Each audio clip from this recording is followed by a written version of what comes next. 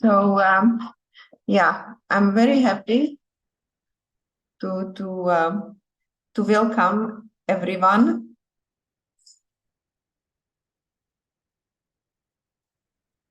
At this webinar. So I think we can start. We have all the participants and the presenters in. So let me just express thank you to everyone for taking part. And without further ado, I would like to give floor to our Deputy Executive Secretary for Programs for his opening remarks. Thank you, Susanna.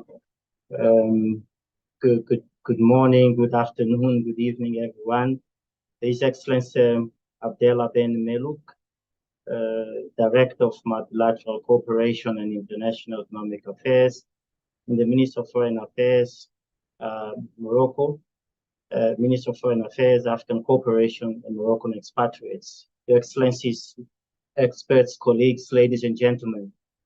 On behalf of the executive sector of ECA, Mr. Clever Gatet, it is an honor for me to join you today at this webinar on addressing gaps and challenges in Africa's middle-income countries, MICs, organized by the Economic Commission for Africa in collaboration with the Ministry of Foreign Affairs of Morocco. Globally, MICs are a major contributor to global economic growth, accounting for 1/3 of global GDP and 70% of the world population.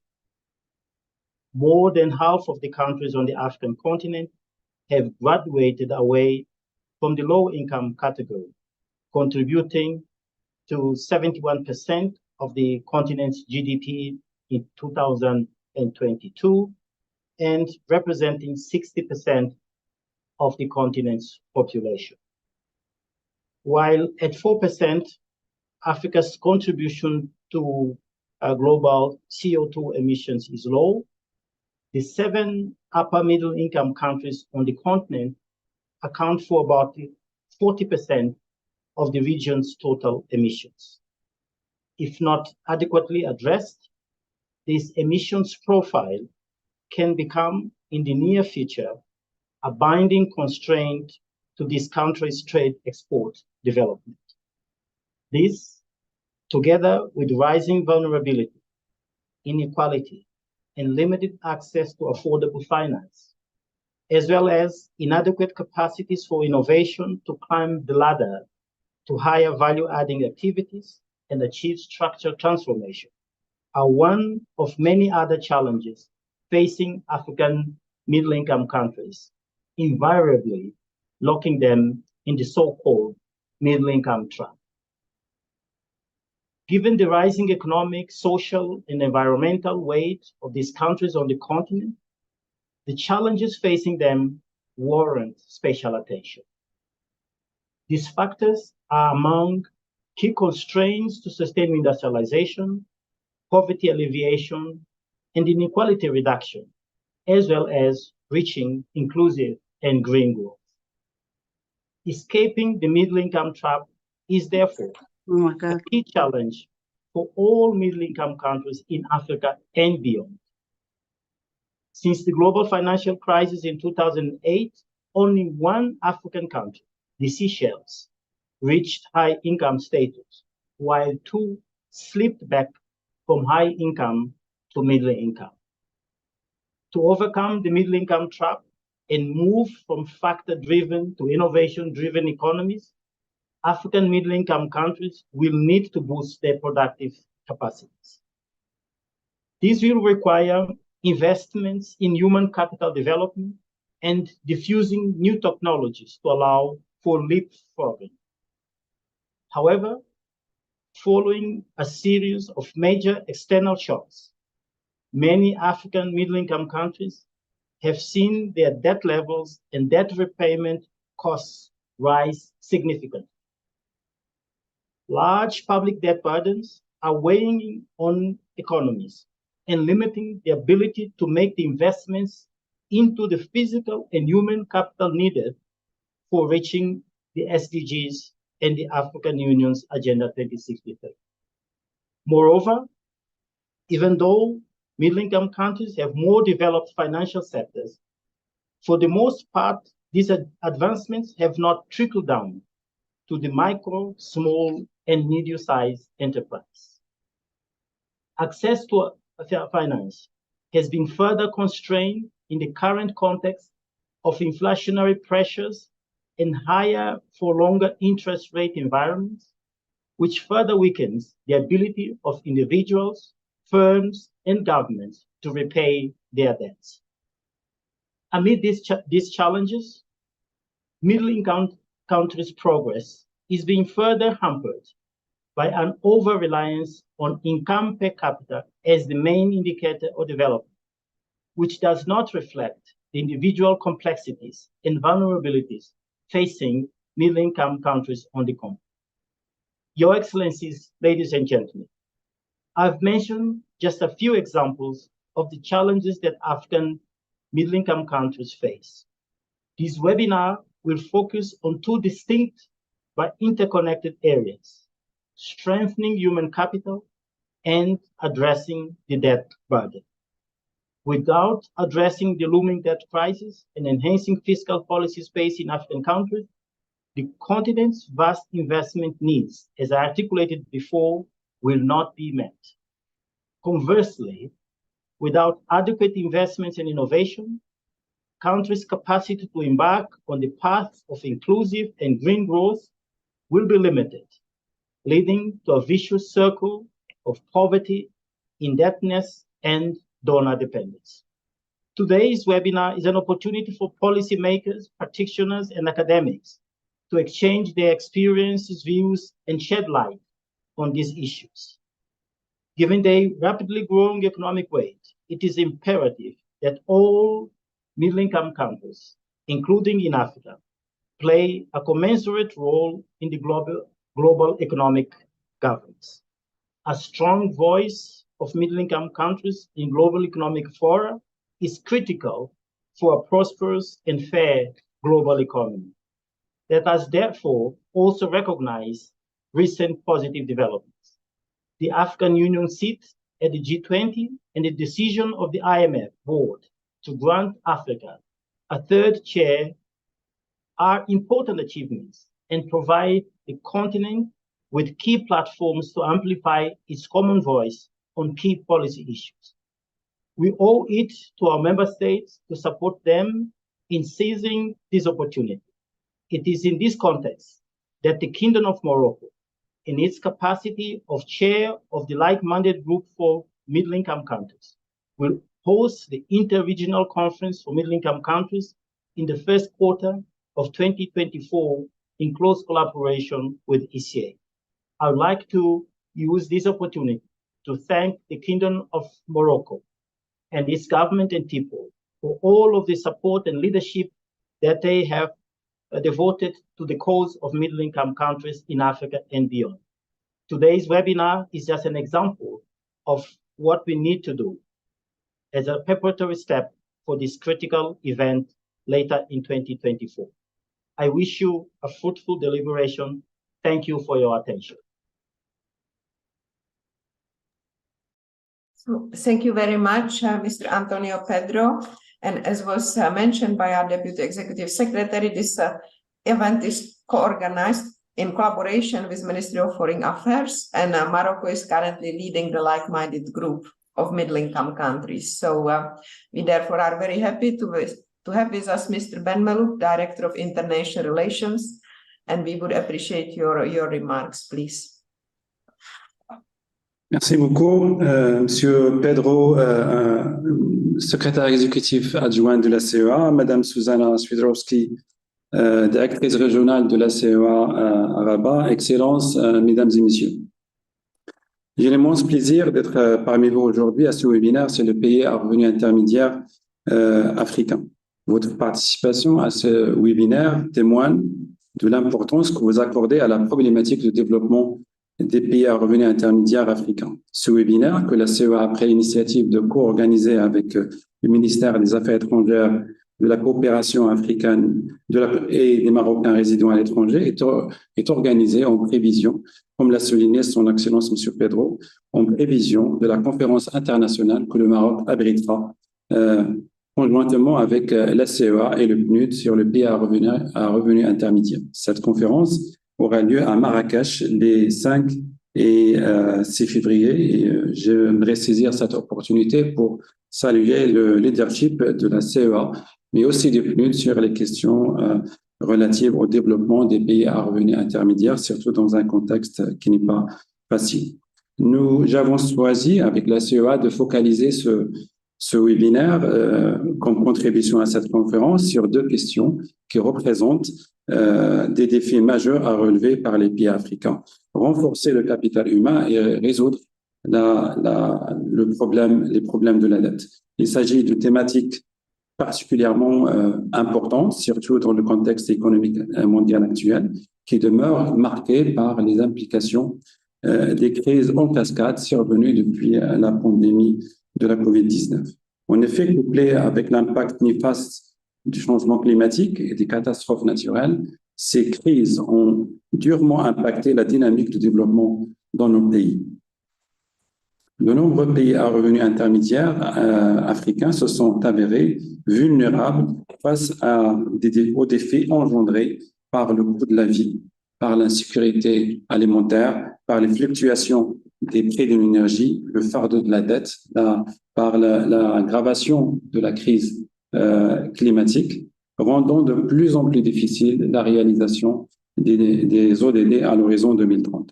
Dans ce contexte, la coopération internationale pour le développement et le soutien accordé aux pays à revenus intermédiaires devraient non seulement contribuer à la réponse à ces crises, mais aussi à la pérennisation du développement durable et la prévention de chocs futurs. Comme vous le savez, les pays à revenus intermédiaires représentent plus d'un tiers du PIB mondial et sont considérés comme des locomotives majeures de la croissance au niveau régional et international.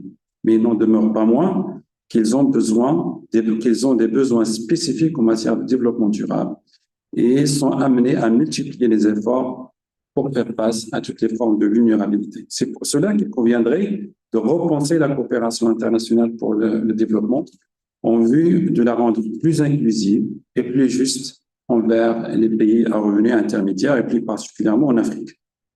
Il conviendrait également de favoriser un dialogue ouvert et novateur sur le concept multidimensionnel de développement et concevoir des cadres de coopération innovants qui tiennent compte des particularités et des besoins de développement de cette catégorie de pays. Il s'agit justement d'une question qui est au centre des débats des Nations Unies. Le secrétaire général de l'ONU lui accorde une importance particulière. Il a proposé de créer un groupe d'experts indépendants de haut niveau sur les pays à revenus intermédiaires qui soit chargé de mettre en place un cadre conceptuel et un mécanisme permettant d'élaborer d'ici mars 2024 des indicateurs qui vont au-delà du PIB. Cette proposition mérite tout notre soutien. À juste titre, les progrès vers les ODD et la prospérité à long terme pour nos pays sont tributaires d'une approche innovante qui tient compte de la particularité des pays à revenus intermédiaires. Une telle approche suppose avant tout une classification adéquate qui reflète les besoins réels en matière de développement et qui va au-delà de celle uniquement basée sur le PIB avec l'instauration d'indices multidimensionnels.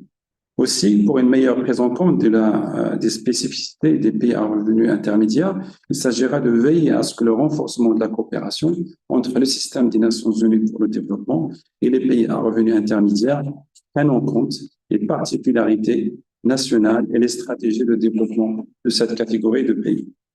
Il est évident qu'il ne peut y avoir de développement sans financement.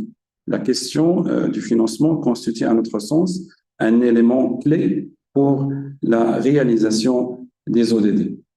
Si le financement de développement dépend de la mobilisation des ressources nationales, les pays à revenus intermédiaires devront poursuivre leur action et leur plaidoyer pour la mise en place d'un environnement international favorable au développement, d'une architecture financière internationale juste équitable et inclusive et qui soutient les efforts de développement de cette catégorie de pays. La question de la dette, objet de notre débat d'aujourd'hui, est évidemment une question cruciale qui appelle à des solutions urgentes. La récente polycrise a accéléré l'augmentation de la dette, ce qui fait de l'Afrique la région qui reste la plus confrontée à des risques élevés de surendettement, avec 21 pays identifiés comme présentant un risque élevé de surendettement extérieur. Évidemment, il s'agit d'une urgence qui interpelle tous les décideurs politiques et qui requiert des solutions rapides à l'échelle internationale si l'on veut permettre aux pays concernés de poursuivre les progrès vers la réalisation des ODD. Le capital humain est évidemment une question capitale pour le développement durable. Il est intimement lié à la mobilisation et à la rationalisation des ressources financières et également à la question de la gestion de la dette publique. Les pays africains, y compris ceux à revenus intermédiaires, sont confrontés à des défis importants en matière d'éducation, de formation et de santé. Le renforcement du capital humain implique que la priorité soit donnée à une éducation de qualité, adaptée aux enjeux de développement durable actuels et futurs, et aux priorités de l'Afrique, notamment en matière d'industrialisation, à l'heure de l'innovation technologique. Il s'agit de promouvoir un enseignement équitable et de qualité, et qui s'adapte à la demande des nouvelles économies en matière d'innovation et de nouvelles techniques. Il s'agit également de donner la priorité au développement des compétences, à la mise en place de systèmes de santé accessibles et abordables, au renforcement de la protection sociale, à l'autonomisation de la femme et à la création d'un environnement propice à l'investissement pour réduire les inégalités économiques et sociales et stimuler la croissance économique. Voilà, Excellences, Mesdames et Messieurs, les remarques que je voulais faire en guise d'introduction à ce webinaire. Je vous souhaite plein succès dans vos travaux. Je vous remercie. Thank you very much, Mr. Ben Melouk. And we will now be moving to the first segment of our webinars, which is human capital.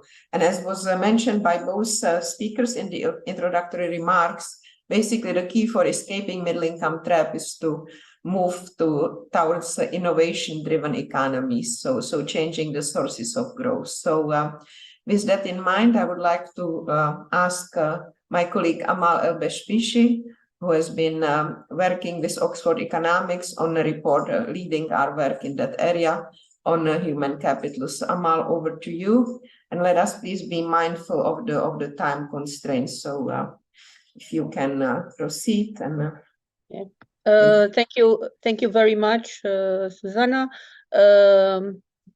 Greetings, esteemed participants.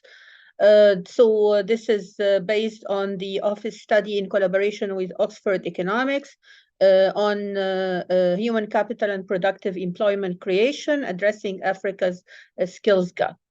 So the outline, next please. It's basically, we'll just discuss briefly the human capital in Africa, skills demand versus skills supply, addressing the skills gap, changing global context, finally the conclusion and recommendations. Next, please. So actually we have a bit of a striking difference because according to the World Economic Forum, on average in Africa, excluding North Africa, high-skilled employment accounts only for 6% of the total employment, and this is in huge contrast to the global average of 24%. And of course, Africa is already lagging behind other regions in the development of human capital and digital skills, and this presents actually a huge challenge to upskill the continent's population. Next, please. If we want to also think about other, numbers to see the picture clearly, since in Africa, fertility rates are higher compared to the rest of the world. So in this sense, Africa's working age population age 15 to 64 is expected to more than double, actually, from 773 million in 2021 to 1.58 billion in 2050. And as a proportion, actually, of its total population, it will increase from 74.1 to 76.3 by 2050.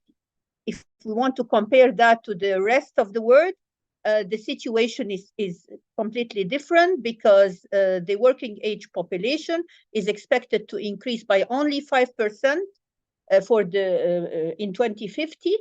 And again, the working age population is expected to decline for the rest of the world from 67% to 63.2 in 2050. Of course, this increase in Africa's working age population over the upcoming 3 decades, it presents both opportunities and challenges for improving the economic growth and employment in Africa. Of course, the job opportunities of the future will require increased level of digital skills. And of course, this presents huge challenges to Africa. Next, please. So if we want to actually sometimes assess the digital skills, we can use levels of tertiary educational attainment as an indicator of the country's readiness to adopt advanced digital skills. In Africa, usually we are below the world median, except for Mauritius. Next graph will present that. Next, please. So this graph represents the gross enrollment in tertiary institutions in Africa, where we can find that mostly African countries are below the world median, except for Mauritius, but we can see that North African countries are doing well, namely Algeria, Tunisia, Egypt, and Morocco. Of course, I'm using the alphabetic order. Next, please. So if we want to think about skills demand versus skills supply, we can say that there is some gap, or a significant gap actually, which actually leads to higher levels of unemployment. If we want to even, the picture is worth 1,000 words. So if we want to see the graph, it will indicate the situation. Next, please. So if we think about ease of finding skilled employees, we can find out that mostly African countries are below the world median, with few exceptions. For example, Kenya, Senegal, Zambia, Ghana, Uganda, Cameroon, and Zimbabwe. Next, please. Of course, a more productive and educated labor force can act as a catalyst for deeper economic sophistication. And of course, we have to address this mismatch between skills demand and skills supply. And this is a complex task. Many African countries have undertaken initiatives to develop digital skills. And I'll go through some case studies quickly. And I will use sample of countries in alphabetic order. Next, please. So I will start with Egypt, where they have a strategy on digital skills and jobs adopted by the Ministry of Communication and Information Technologies. Many initiatives were adopted actually. Next, please. I'll just give an example of these initiatives. For example, basic digital skills development programs, Youth Enable for freelancing, Digital Egypt Cubs initiative, Practical Data Scientist Academy, and Egypt University of Informatics. Next, please. The next country is Kenya, which is called the Silicon Savannah. It has a great ICT sector, and it's home to the continent's most cutting-edge startups. Of course, they have Kenya has organizations that provide the digital skills training, such as Moringa, DigiKids, Pwani Technogirls, and Kenya Institute of Software Engineering. Next, please. Then comes the example of Morocco that has a digital transformation agenda that represents, a clear goal of becoming an industrial hub in Africa. Morocco has implemented many national development programs aimed at digital economy. The private sector actually plays an instrumental role in the development of digital skills in Morocco. Public-private partnerships are becoming very popular there. One company actually that plays a key role in developing digital skills in Morocco is Huawei. Next, please. And of course, this company entered a strategic partnership with the Ministry of National Education, Vocational Training, and Higher Education. Sorry, Amal, maybe if we can move to more general. Yeah. Okay. This is very useful. Thank you. Thank you so much. So we have South Africa. We already have enough examples from Africa, so I'll skip that. And we have South Africa, we have Rwanda. Next, please. Let's go to the changing global context. Yes. Of course, the need to improve human capital across the continent is very important. We have too many initiatives. For the sake of time, we cannot discuss it now, but next, please. The graph shows actually here the digital skills versus internet users in Africa. The upper rectangle in the right side actually shows the countries that excel on this aspect when it comes to internet users and digital skills. And as you can see, actually most North African countries are there, along with Mauritius, Seychelles, Ghana, Senegal, Botswana. Next, please. I can skip that for the sake of time. Let's go to conclusion and recommendations. The conclusion actually of this study is that this low level of digital skills across the African population contributes towards the growing skills mismatch. And of course, next please, or last slide. To ensure that Africa benefits from the global development, we have to follow a pronged approach. First is to put in place the education and training facilities to ensure that the ability to acquire digital skills is widespread. And the other aspect is to ensure that the policy and infrastructure allows for the development of economic sectors of the future. And of course, to involve the private sector and strengthen the public and private partnership in this aspect. With this, I end my presentation. Thank you so much. So thank you very much, Amal, for this overview of the challenges. I would now like to ask Rabat Areski, Director of Research at the National Center for Scientific Research and CERDI in Paris, and also former Chief Economist and Vice President of AFDB and Chief Economist of the MENA region at the World Bank, for his remarks. They will pertain mostly to technology adoption and middle-income trap. And in particular, also, we would be interested to hear your view. African countries are relative newcomers to middle-income trap. So can they leapfrog? What can they really learn from other regions? Thank you. Thank you very much, Susanna. Great to be with you all, and great to be involved with such important endeavor. In reflecting about the technology role in Africa, I'm obliged to paint a broader picture. And this broader picture is one of uncertainty overshadowing the economic prospect of the region, but the world as a whole.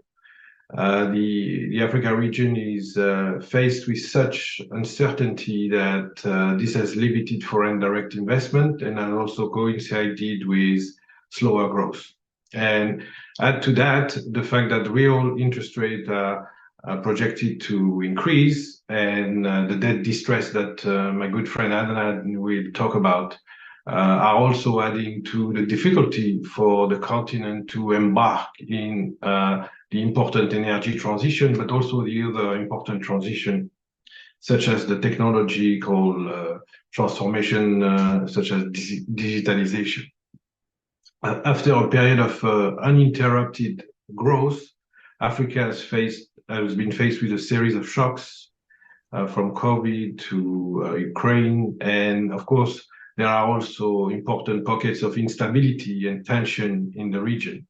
And before I address the issue of technology, I want to make sure we all comprehend that the pathway to durable peace, de-escalation are prerequisite for any growth strategy. One cannot prosper in a sea of instability. That being said, Susanna is trying to push us with her team to discuss this very important topic of the role of technology in the context of the middle income trap. And in thinking about that specific theme, I have a few pieces of comparative evidence that may be of relevance. So when looking at the middle income trap in the Middle East and North Africa, which is a study that was released a few years ago, we noticed that the middle income trap is reached at much earlier level of income than, say, East Asia, which was the region for which the term middle income trap was first coined. So this tells us that it might be that for Africa as well, we may reach a middle income trap at much earlier level of income. So something to watch. And the second piece of evidence, which might be of relevance here, is that at least for the Middle East and North Africa region, we find that the technology adoption has been extremely slow. And if you put the two together, you've got a version of a technology-induced middle-income trap. And that should force us to think deeply about the role of technology, as the organizer want to suggest, in addition to, of course, the important role of human capital, as the previous speaker mentioned. And the key is to not confuse the forest for the tree. Indeed, I see a lot of studies of firm-level productivity, essentially documenting that firms in the continent and elsewhere have low productivity, and we should improve microeconomic factors. Of course, human capital and other factors are essential, managerial skills as well, entrepreneurial skills. But here I want to make a broader point, and the broader point is that government have a huge role to play in fostering that productivity at the firm level. And indeed, in the study that was earlier mentioned, we find that the obstacle upstream of technology adoption of general purpose technology are critical for that to trickle down to firms. And these obstacles to general purpose technology are surely government driven. Indeed, in subsequent studies, we find that regulatory bodies play a critical role for telecom, electricity, but we also find that competition policy is critical for the area of fintech, digital payment. So take the example of telecom. Too often, governments are focused on tax revenue maximization, if you wish, as opposed to the gross dividend. As a result, they do accept, oligopolies, or even sometimes, state-owned telecom operator do have an unfair advantage, and as a result, they do focus on that tax revenue aspect, as opposed to really fostering a much more contestable type of market and foster high-speed internet, low cost for firms and consumers alike. But take also the case where of cloud technology, access to cloud technology, which surely would come as a natural byproduct of liberalization in the sector, would allow access on a pay-per-use basis to firms, and that would reduce a lot of the fixed costs that this firm have to pay.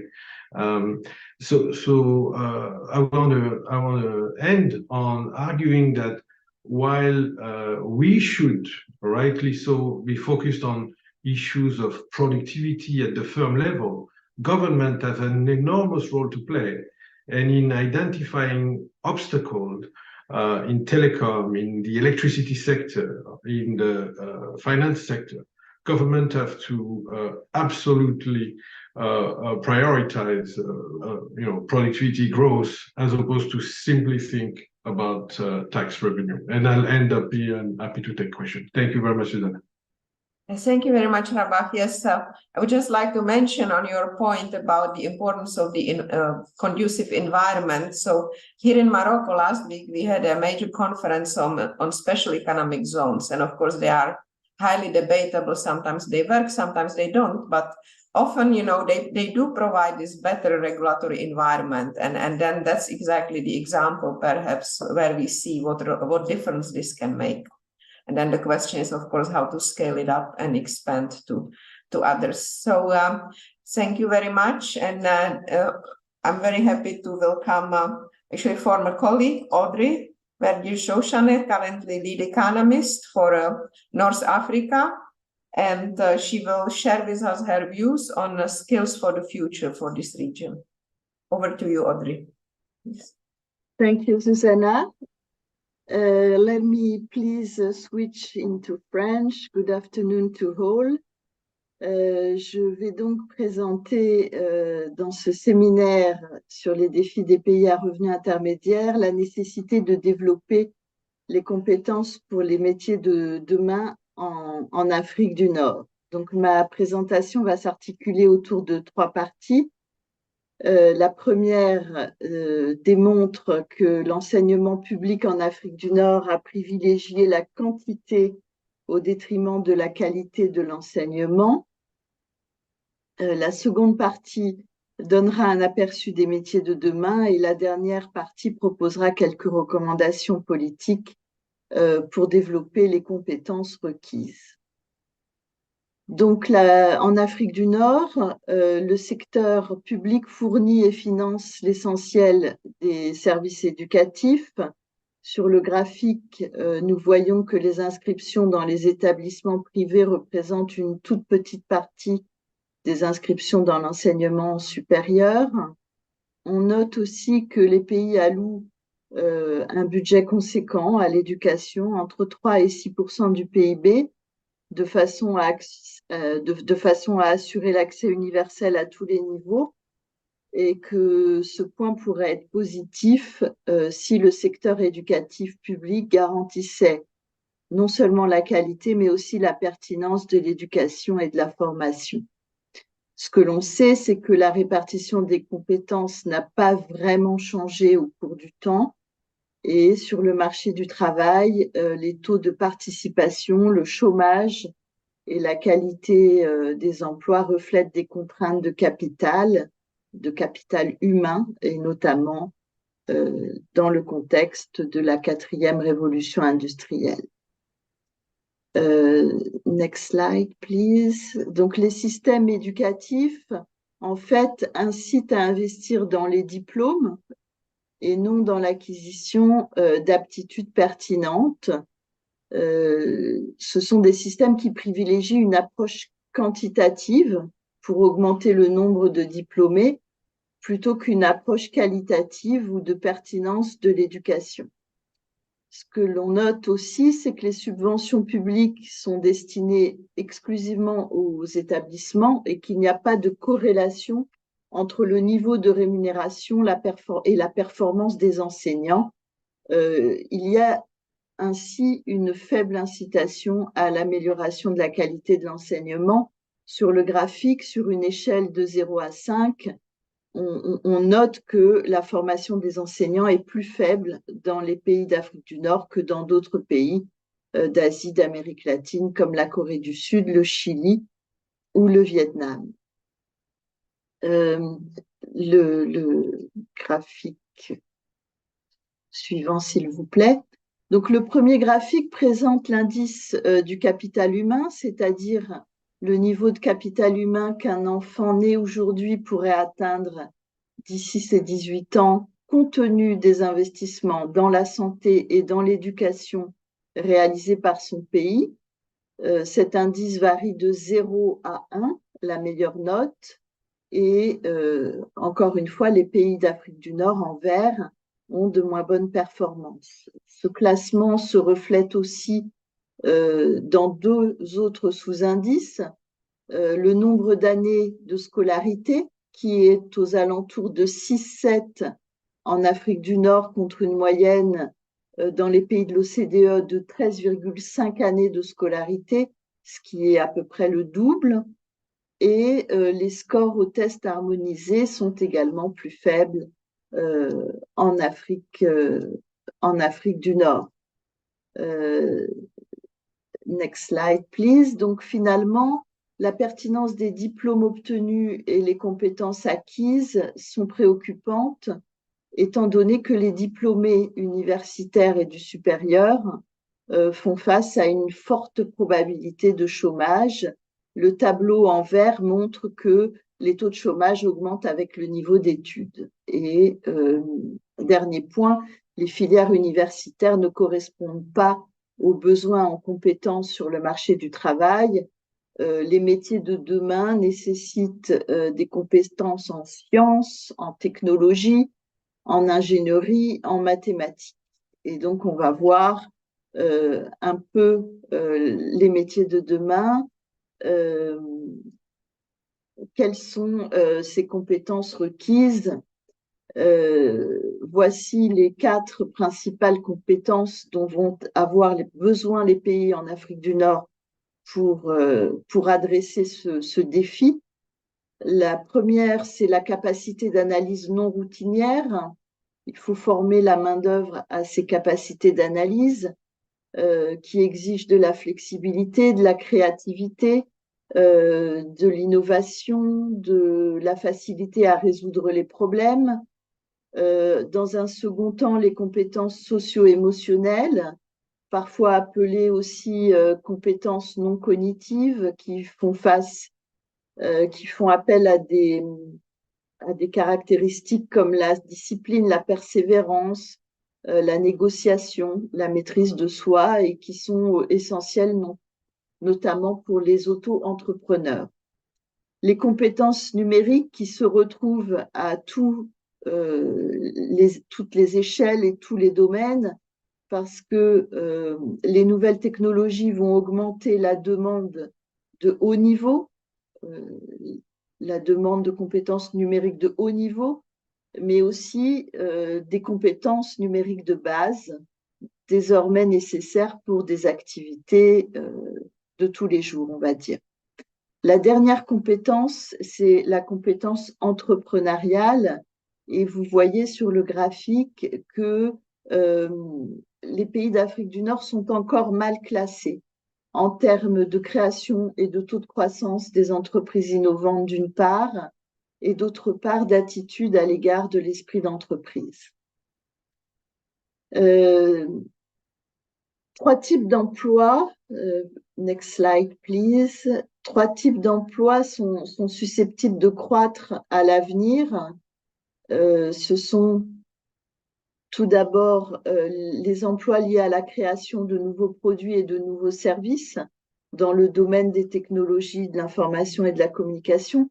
C'est le haut de la pyramide avec plus à droite les exemples de ces nouvelles applications dans les domaines des données, de l'intelligence artificielle, de l'ingénierie et de l'informatique. En bleu, nous avons les emplois qui seront améliorés est modifié par l'éthique. Ce sont tous les emplois qui utilisent les nouvelles technologies pour améliorer la production, mais pas forcément de nouveaux emplois. Il s'agit plutôt d'emplois existants, mais dont les compétences, en fait, vont subir des changements. Et le dernier échelon de la pyramide, tout en bas, à la base, ce sont les emplois accessibles par le biais des plateformes numériques qui émergent grâce au développement des marchés de produits qui ne sont pas nécessairement disponibles localement. C'est le cas lorsque les grandes entreprises font appel à des entreprises plus petites dans d'autres pays pour exécuter des fonctions commerciales, par exemple. Je termine avec les recommandations. Alors, les 3 premières recommandations concernent la main-d'œuvre à venir. Ça veut dire les recommandations que l'on peut faire en amont. Et puis, les 2 dernières recommandations concernent la main-d'œuvre existante, donc des recommandations plus en aval. Tout d'abord, le développement de la petite enfance, parce que on sait désormais que c'est dans les premières années de la vie que le développement humain est le plus important et que la réussite scolaire, mais aussi les résultats sur le marché du travail sont ancrés dans le développement de la petite enfance. Cela nécessite, deuxième recommandation, une meilleure qualification des enseignants, mais aussi des chefs d'établissement pour qu'ils modernisent la pédagogie, les pratiques d'enseignement, la recherche, la créativité, l'innovation. Leur objectif, c'est de préparer les élèves à un monde de plus en plus numérique. Troisième recommandation, c'est d'élargir l'offre d'enseignement et de formation techniques et professionnelles vers les métiers de demain, ceux dont on a parlé. Les universités, les centres de formation doivent créer le pont entre le monde de l'éducation et le monde du travail. Quatrième recommandation, ce sont les parcours, en fait, les programmes actifs du marché du travail et les parcours professionnels qui permettent de faciliter les transitions. Que ce soit de l'inactivité ou du chômage vers le monde du travail ou des emplois à faible productivité vers des emplois à plus forte productivité. Et la dernière recommandation, c'est de former la main-d'œuvre qui est sur le lieu de son travail, c'est-à-dire le capital humain qui est en poste et qui doit en fait être formé. Les pays d'Afrique du Nord doivent envisager de nouvelles politiques pour promouvoir la formation, notamment la formation continue et notamment favoriser l'entrepreneuriat et les TPM, les toutes petites et moyennes entreprises. Voilà, je vous remercie beaucoup. So, thank you very much, Audrey.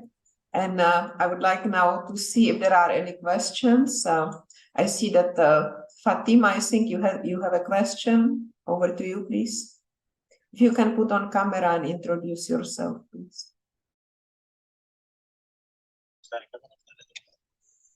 Hello. Good evening, all of you. Thanks, Susanna. Yes, I got the point of vocational training from my colleague. It is very important. Although now all the students are going to have baccalaureate, but it is very important. Now there are no technicians, and this did it. So not only for technical people. For digitalization, the presentation of digitalization, I didn't find Sudan, the situation of Sudan, in these types of skills. Is it a lack of information or is it another problem? Also, I think there is need in the analysis of all macroeconomic issues. Now in Africa, we faced of a lot of economic crisis, macroeconomic collapse in some countries, so even in North or in West Africa. So it has to be addressed. From my colleague who is speaking about funding, yes, although we face this challenge, a lot of challenges, multi others, but always funding is going down. So our problem now is the implementation of these strategies, economic strategies in terms of food security, food system. All this needs to be addressed and implemented and provided by sufficient funding, sufficient time, so as to make progress in all these issues. Thanks so much. Thank you very much, Fatima. I would just like to quickly address your question on Sudan. Yes, Sudan is not part of this presentation. Sudan, we cover 7 countries in North Africa. Sudan is the only low-income country in the group. So it has other challenges, and we cover it extensively with various analysis and technical assistance. But this particular webinar is focusing on middle-income countries. We have another question. Karima, please. Thank you, Susanna. And thank you to the 3 presenters, 3 speakers. It was really very enlightening, and they have touched critical points. First, I would like to make a general comment, and this is also linked to your last, your reaction to Sudan's, Fatima's comment. My question is whether the February meeting will only focus on the countries that are already MIC, or will it also address the challenges faced by the countries that are actually in the process of accessing the MIC status? As you know, I'm residing in Senegal, and Senegal is in this process, and the challenges are not the same. For example, both speakers at the opening session mentioned financing as one of the issues to be addressed, and access to finance, the nature of the financing offers, etc., will change when a country is LDC and moving to MIC. So I was wondering whether this will be addressed in February, because I think it is a critical point for a number of African countries. Now, going to the human capital, I think that it is very central to the issue. I have noted that, except maybe a little bit for Audrey at the end, most of the presentation we are focusing on what I would call traditional education systems and conventional ones. And I think that especially if we are, to prepare and pave the way for the future, especially that even if we have some analysis that can anticipate the kind of profile we need for the future, we will not be 100% sure of what those profiles would be and what the job market will look like. So I think that it would be very important to also build the agility of the countries and make sure that we not only focus the capital development analysis and recommendation on traditional forms of education, but also the TVET. Audrey mentioned it, but she mentioned it in the context of the private sector. And I think that it would be good also to look at how countries themselves can strengthen their capacity in terms of acquisition of new skills, the knowledge development aspect, etc. I think that these are very important by the use of digital, but also by being aware of the new, what climate change will introduce, what the new economies will bring, etc., etc. I will stop here, not to monopolize, but this would be, I think, a very long discussion for the future. Thank you very much, Susanna, for giving me the floor.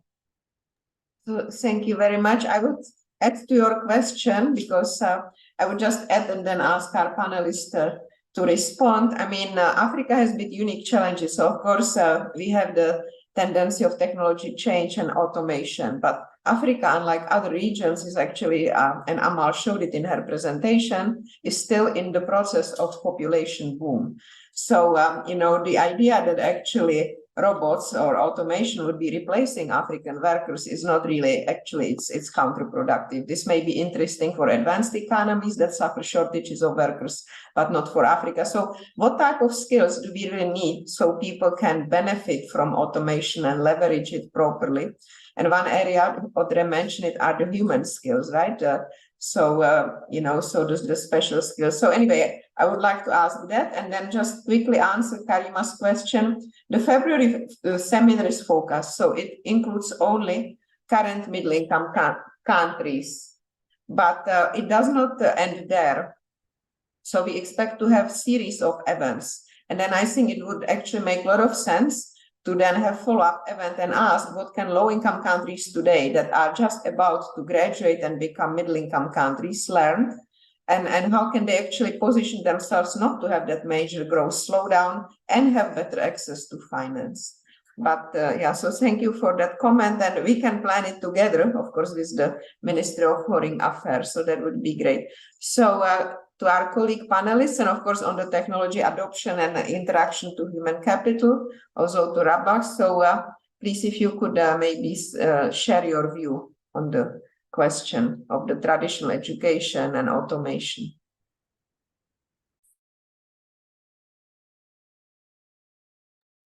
I'm happy to jump in if others don't.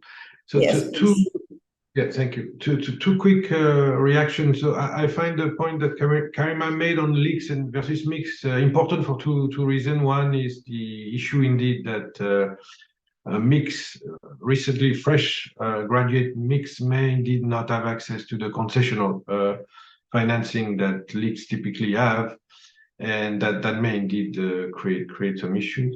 And second, in the paper I mentioned on MENA, we did find that the middle income trap was binding or apparent at much earlier level of income. So it may be useful to think about specifically whether Africa may fall also victim of that syndrome of early peak mix syndrome, if you wish, middle income syndrome.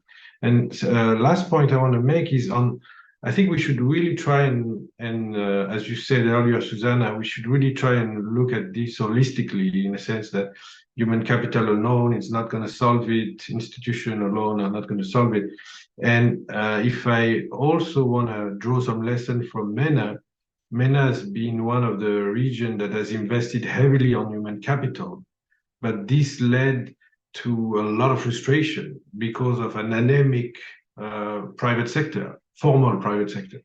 And so the demand side of the labor market is equally important as the supply side. And in my view, in Africa, we have seen many of the talented human capital go exclusively to the public sector, therefore crowding out the potential for the private sector. So accumulating more human capital may serve the public sector, but at some point there is such a thing as a misallocation between public and private. And there, the issue of the environment, the business environment is critical, because you won't fix that allocation if you just pour more human capital without worrying on how the incentive work for the allocation between public and private. I'll end here. Thank you. No, thank you very much, Rabah. I completely agree. I would only add, we also need to change the mindset, right? So the entrepreneurial approach. So Audrey mentioned the entrepreneurial education, but of course you're right. If the environment is really terrible, then even the best entrepreneurial mindset. So they have to work together as they are, as was said. So any other comments from other panelists, Audrey or Amal, please? So Audrey, please, over to you. Oui, merci Susanna et merci aux participants pour ces questions.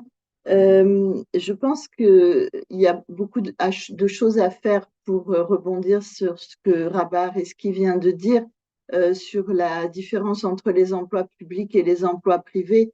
Je me souviens d'une étude qu'on avait faite sur le chômage et qui montrait très clairement qu'il y avait aussi, en fait, les jeunes attendaient patiemment d'obtenir un emploi dans la fonction publique ou dans le secteur public et préféraient être au chômage plutôt que d'aller vers le secteur privé. Et c'est aussi un des défis. Ça va être de relancer le secteur privé, d'attirer les jeunes vers ce secteur, de façon à ce que le dynamisme économique revienne dans les pays en Afrique du Nord. Voilà ce que je voulais dire. Merci beaucoup.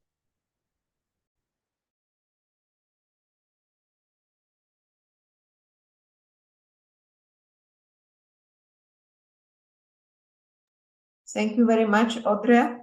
And I would suggest then, since I don't see any other questions, we will also maybe have a wrap-up session at the end with remaining questions. So if we can move to the second topic, which is the indebtedness of middle-income countries, and our colleague Amandine, also from our office, will share her presentation. So. Well, thank you, Susanna. Good afternoon, everyone. I'll present the Office report on sovereign debt management and sustainable finance in North Africa. This report is a desk review of the situational analysis of debt crisis with a focus, obviously, on North Africa. The analysis builds on our understanding of the drivers of rising debt burdens, implication of tax and spending in North Africa, and the potential for action both in debt management and finding innovative financing mechanisms to pursue development projects. In this presentation, I will focus on stylized fact of North Africa debt crisis, the cause and consequences of rising debt burdens, and then the traditional sovereign debt restructuring and why they don't work in some countries. And I'll end by navigating the short and the long run solutions to the debt crisis. Next. When we look at the public debt trend of North African countries, we see that North African countries have not been spared from the consequences of the current multiple crises. And although the region recovered the loss of output of 2020, there has been significant increase in public expenditure to fight the economic effect of those multiple crises and to protect vulnerable population. This has led government to borrow more, both internally and externally. Also, North African countries are very vulnerable to climate change in terms of high temperatures, extreme weather conditions, and water scarcity. And the funding for climate change adaptation is limited in many North African countries. Therefore, the unmet funding needs impose extra burden on the public debt and its servicing as it impacts on borrowing costs. In this figure, we see that after a sharp increase in 2020, as the result of fiscal effort, the level of public debt began a downward trend in 2021, but the rate of 2022 remains above the pre-pandemic level of 78.8% of GDP. Also, the public debt of the region could stabilize at around 84% in 2023 and 2024. On a country level, apart from Algeria and Mauritania, the other North African countries recorded higher than the 60% threshold of debt to GDP ratio. Next, the slide on external debt, not that one, go back. Go back, yes. So public investment in physical infrastructure has driven North Africa countries to external borrowing.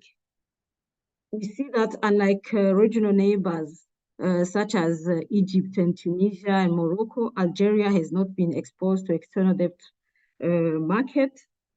Consequently, public debt is primarily domestic.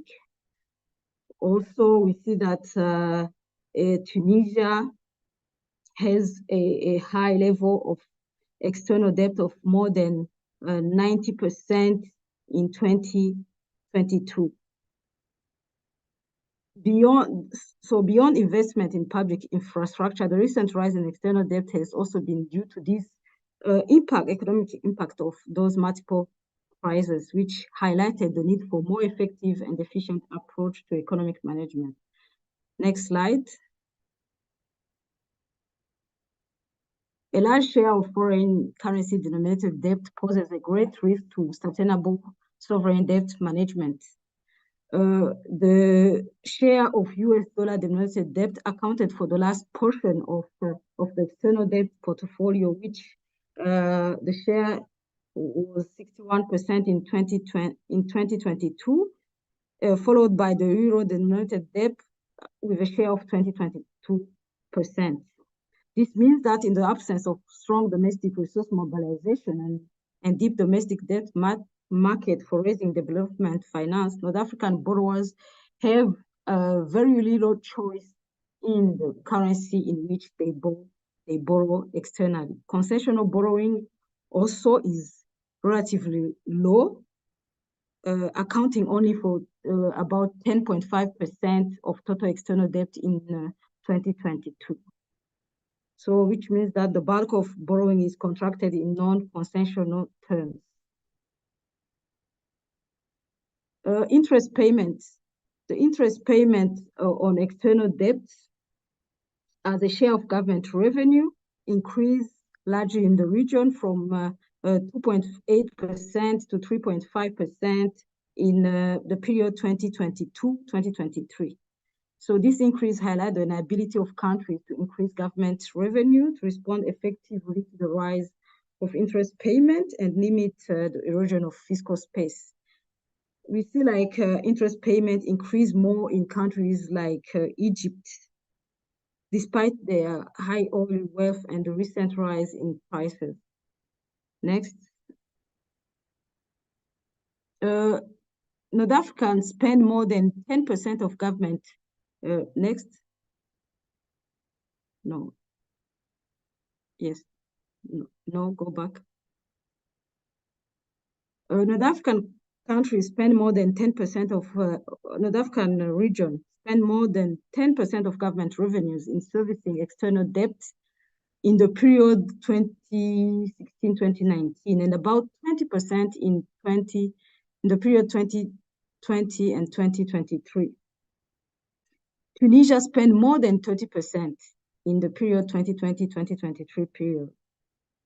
So the high and growing debt service burden are further constraining fiscal space, exacerbating debt sustainability risk, and limiting many development countries' ability and meet countries to finance SDG investment and climate action.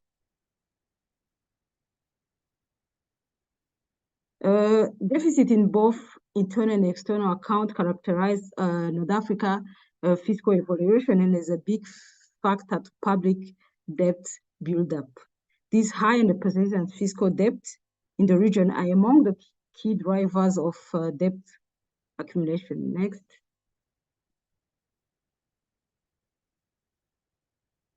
Next.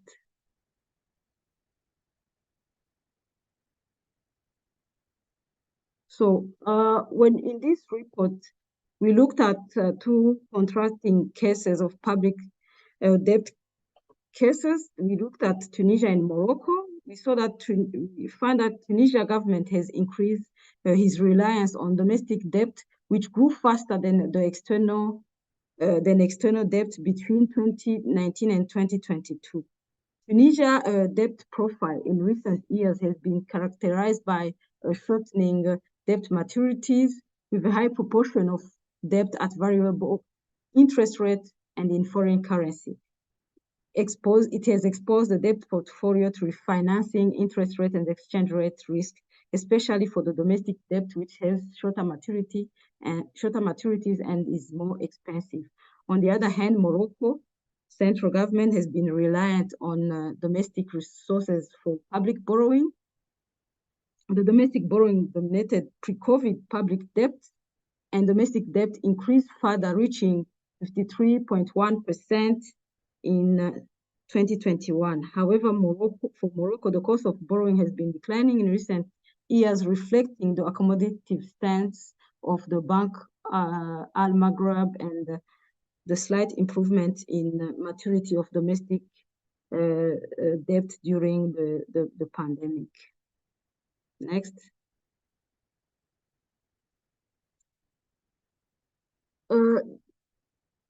We look at the traditional sovereign debt restructuring and why they didn't work. We know that since the start of the pandemic, in response to the debt challenges, global initiatives were implemented, including debt service suspension initiative, provide additional fiscal space, and the common framework to help countries restructure their debt. However, these initiatives have only benefited low-income countries, while most of North African countries belong to the middle-income countries group, and hence the need to revisit the current landscape of the different initiatives. So the region is still facing mounting financing needs, and North African countries are still confronted with risk to the fiscal and external position due to high inflation, exchange rate depreciation, high borrowing cost, and rising debt distress. Next.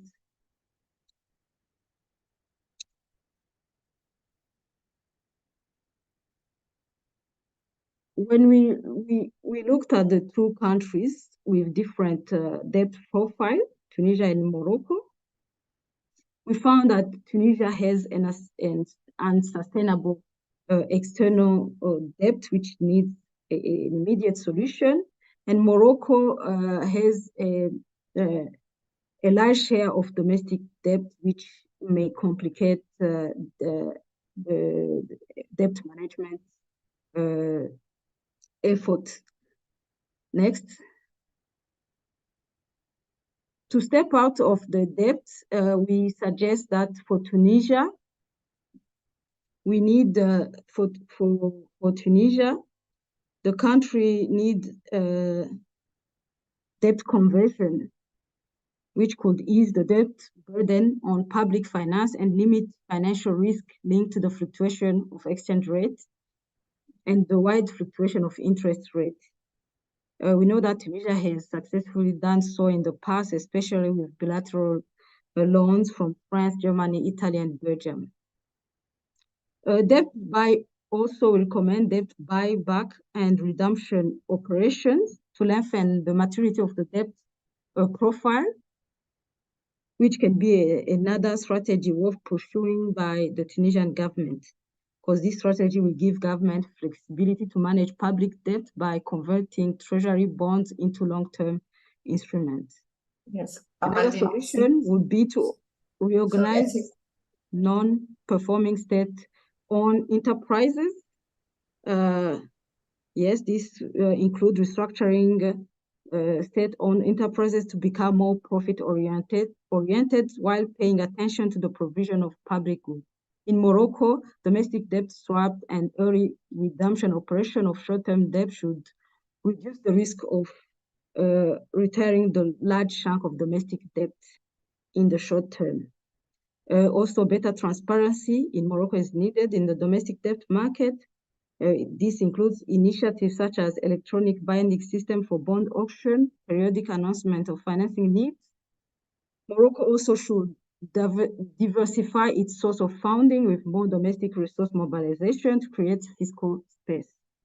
Next. Okay, Amandine, if we can wrap up, please. Yes, thank you.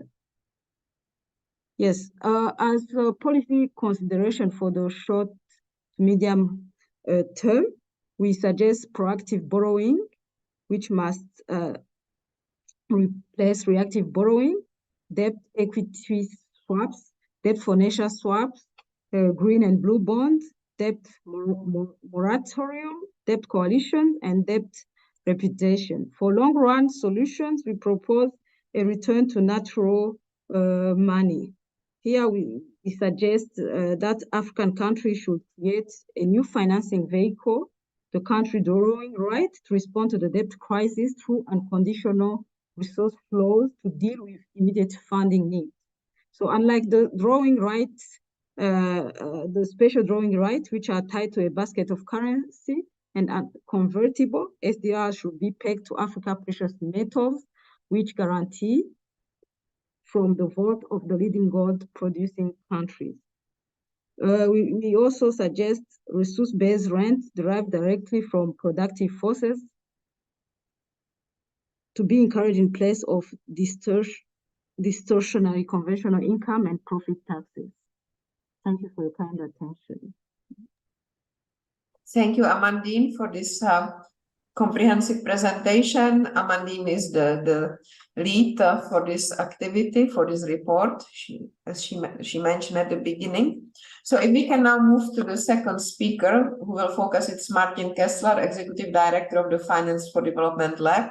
The topic is very important, avoiding the illiquidity trap, because that's when we see, and we often speak about the sovereign ratings and rating agencies, this is their main concerns. Once we starting moving to the low rating territory, it's really the liquidity that is getting people over the hump.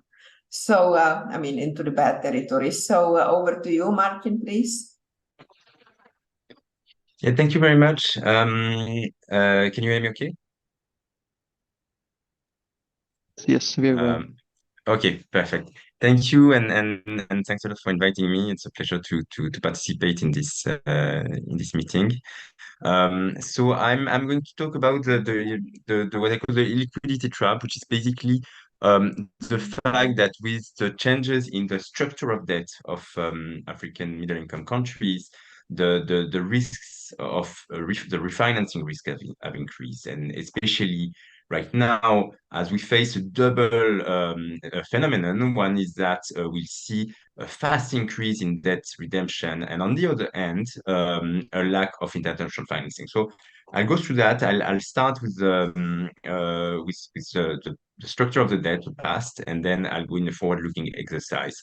So in the first, yeah, if you can do to next slide. The first point is that overall, if you look in aggregate, the share of external debt is relatively low. It decreased a lot in the early 2000s with the debt reduction initiatives. And so why should we focus on that? Well, one reason is that there's a lot of heterogeneity across countries. Domestic debt is very important, and Amandine's presentation illustrated that.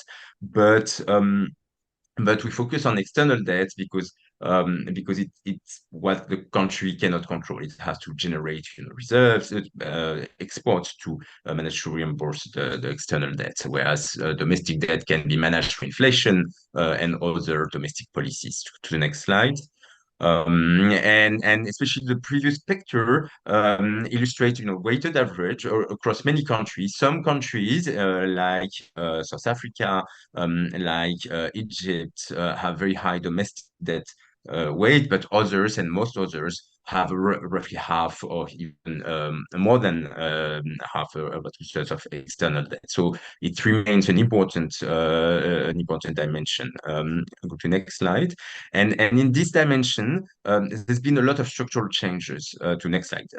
We can see that the structure, especially as countries grow and lose access to concessional sources of financing.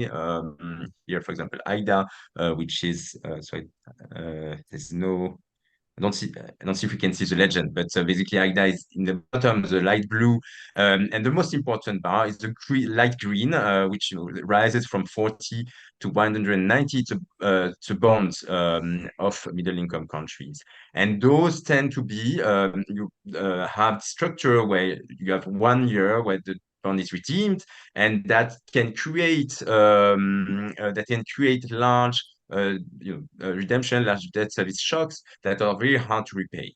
And here we illustrate that almost all middle-income countries have started to issue, some in the mid-2000s, other after the great financial crisis, but a lot of them now have significant bonded debt. And that creates a redemption wall, to the next slide, that is evident, especially now. Basically, we are entering this period where the sudden rise in the amount that countries will have to repay, and that's true across almost all middle-income countries.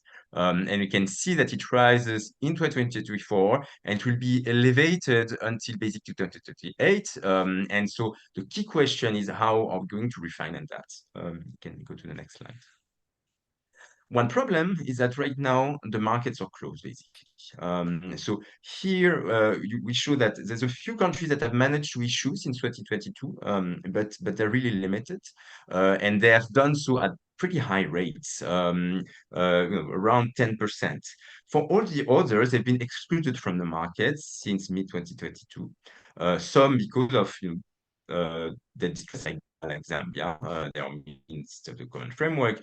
Other because of fears of markets to lend. And so we can see that there's been a shift, roughly a doubling so the one line, which is basically the 45-degree line, which shows that recent yields are around 10%, between 7 and 10.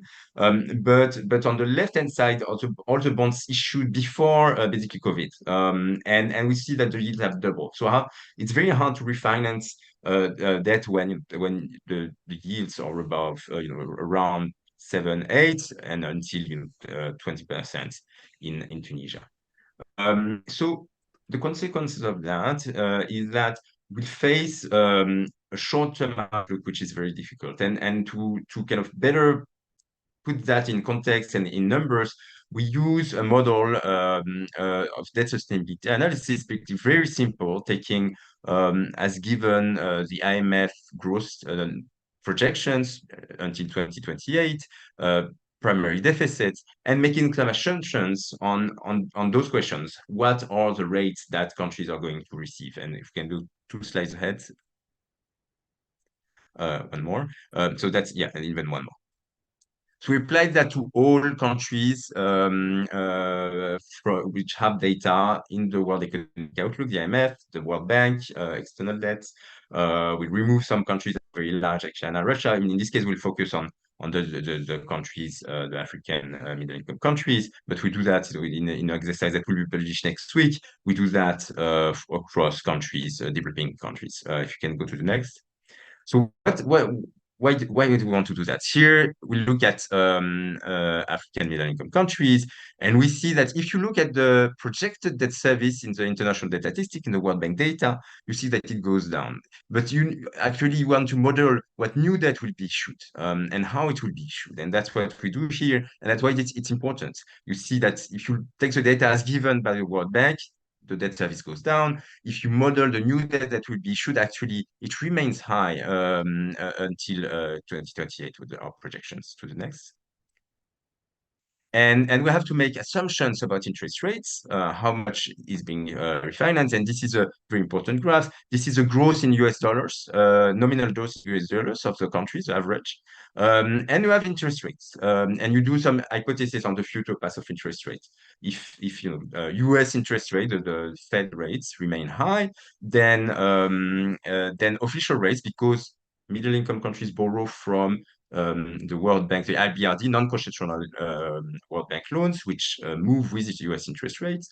Countries that can borrow from IDA, from concessional sources, have zero interest rates which remain fixed, but it's not the case of the countries we're talking about here. The interest rates will higher, even for official sources, and even more for private sources. You can see that those rates are still below projected GDP growth, which this is this famous R minus G. R is below G, so the capacity to repay grows faster than the accumulation of debt. with borrowing from official sources. This is not the case from the private sources. So countries that will have to depend more on markets. If this is our scenario, our projection of interest rates, but we have a baseline which is basically off for now. We're right now in 2033. We're more on the path of the pessimistic case, where the interest rates are well above the growth rate. So the dynamics are not good for sustainability. To the next. And as a result, the dynamics of the debt service under this baseline, we have seen that we have three scenarios. One where basically interest rates stay at the average of 2033, one where they keep increasing a little bit, and one where they go down. In the case of baseline, we see that interest rates have a peak in 2024, and this is debt service, debt service to revenue. So debt service rises in 2024, and then remains high but goes down. In the case of a pessimistic case where interest rates remain high, they remain very high. And 20% is very high. It's above the levels that the IMF considers as dangerous, which is basically 18%, depending on the countries, 15 or 18. And so a lot of countries, that's a median, and above the shaded area, you have the 1/4 of the country. And so those are clearly in the dangerous zone. Next. And this is on debt stocks at present value, which is also the indicator used by the IMF. Debt stocks are not that high. 30% of GDP is not very high if you compare to the history. They will increase in the pessimistic case, but they go down after 2034 in the baseline, because the IMF assumptions are that countries will have more austere or like strict fiscal policies. But it's really assume on an assumption. What is the conclusion of that? We have more a problem of liquidity of debt service than solvency and debt stock. And this is very clear in the projection. You have about 13 countries, or around over 25, that are above the threshold that the IMF says is risky. We can discuss this threshold. They're not adapted to all countries, but there's a good first indicator. So next one. So we have 13 countries which are above in liquidity, but very few, only 6, where solvency, where the debt stock is a problem. And this is really what we need to find a solution for. Look at the next one, and I'm almost done. And if you select just the countries that are deemed risky, there is this high, a lot of money in a way. You have almost 40 billion in 2034, more than half of which is due to the private sector. The next. And one question that we try to ask the model, what if MDBs could replace, could reimburse the private sector? Well, it would ask a lot of money from the multilateral development banks, especially for the lower income countries. It's more than 15, 20 billion. It's more than a doubling of what MDBs currently lend to those countries. So we need to find another solution which deals with this illiquidity. I'll end on a possible solution that will propose in a future report. The next line is the last one. Is to find ways liquidity by setting all creditors around the table and basically finding a way to delay the reimbursement. It's very hard wall of debt service to a later period. To have a surge in new official lending, because nobody else wants to lend, and countries need to have net positive transfers, and so they can invest money. And after a while, when the country grows again and manages to reimburse the debt that was rescheduled. So it's kind of DSI. The DSI was a good solution, maybe not at the right time, because markets kept flowing. We have seen that in 2021. There still was a lot of bond issued, but now it's not the case anymore. So maybe now it's time to return to this solution. And I think that's my last one. Yes. So I'll end there. Thank you very much. Thank you very much, Martin. I just will make 2 quick comments on your conclusions. This was super interesting and highly relevant. So maybe on this liquidity, how to prevent it. I think one point that countries need to pay attention, and the governments, are the contingent liabilities, because they can really, if they materialize, they can really create major demand on liquidity in very short period of time. And we saw even in Europe some years ago what challenges this can cause. And certainly several African countries, including Mozambique, for example, went into, into the default territory because of contingent liabilities. Now, on DSSI, we have a discussion. I have slightly different view. I'm not even sure it was such a great solution, because it was just basically postponing the problem, because countries had delay in interest rates. So for countries that actually suffer from liquidity challenges and may have faced difficult situation, this could actually aggravate the problem. So I think the new DSSI should give thought to that. And of course, originally also the private sector was very reluctant, and it would have been seen as actually defaulting. So all these nuances, I think, will have to be considered going forward. Now, very excited for our next speaker, Adnan Mazhari, with Peterson Institute for International Economics, and former Deputy Director of the IMF Middle Eastern and Central Asia Department, also former advisor to the Deputy Managing Director at the IMF, and also former, I wouldn't colleague, but more precisely supervisor. So honored to have you here and pleasure to have you here. Adnan, over to you, please. First of all, thank you very much, and thank you for having me. Susanna, I cannot tell you how happy I am to see you after so many years. Susanna and I used to work on Sudan together. Let me make things difficult for myself. If I can go to the, I will try to avoid what I will try to do is to avoid the duplication that I will inevitably need to have, but will try to avoid with the previous two speakers. I agree with much of what they have said, and I disagree with some of the things they've said. And these will become perhaps clear as we go along. We can go to the next step, please. What I will do is discuss where we stand, previous debt experiences in North Africa, and also in the background, some of the Middle East. What were the issues then, and what are the issues and the problems now? With particular focus on issues of debt restructuring, and also prospects given the world we are living in North Africa, and how it is being made more difficult by the ongoing political and other issues, such as the conflict between Palestine and Israel. First, the key issues are Egypt, Tunisia, Algeria, Morocco, and Libya. The first four, you see the public debt, government debt figures.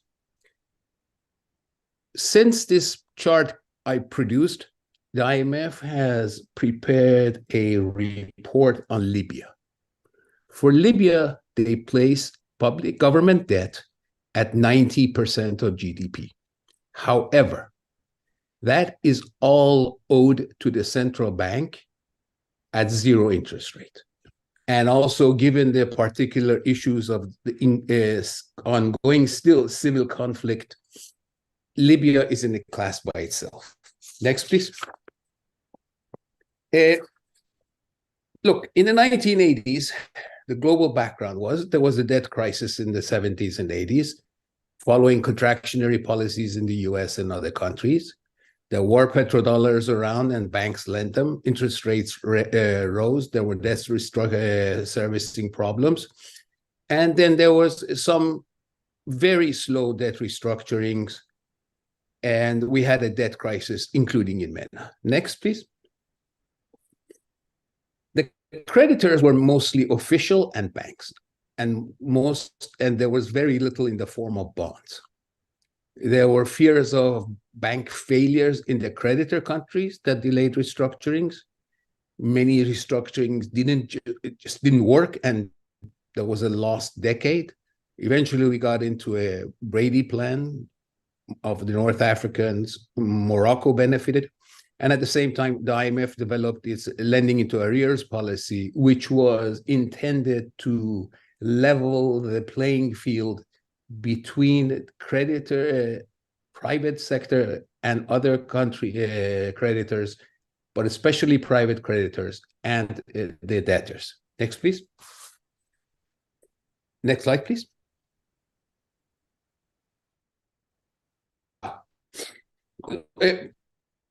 Previous one, I'm sorry, twice I shouldn't have. I know I misled you. Which countries got into difficulties in the 80s and the 90s? Algeria, Egypt, Morocco, and Tunisia.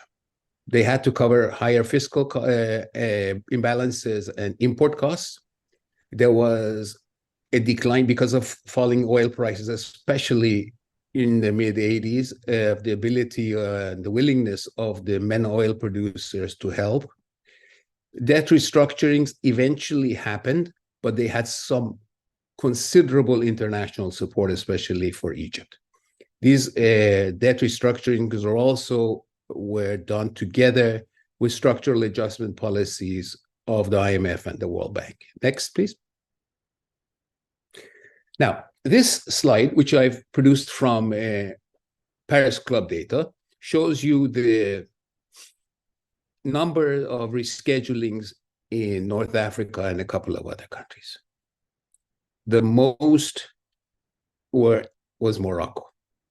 Okay. Next, please. Now, let's jump forward to today. We have very strong geopolitical and regional problems, and they just became much more difficult in the recent couple of months because of the conflict between the Palestinians and the Israelis. There has been increased creditor fragmentation compared with the past.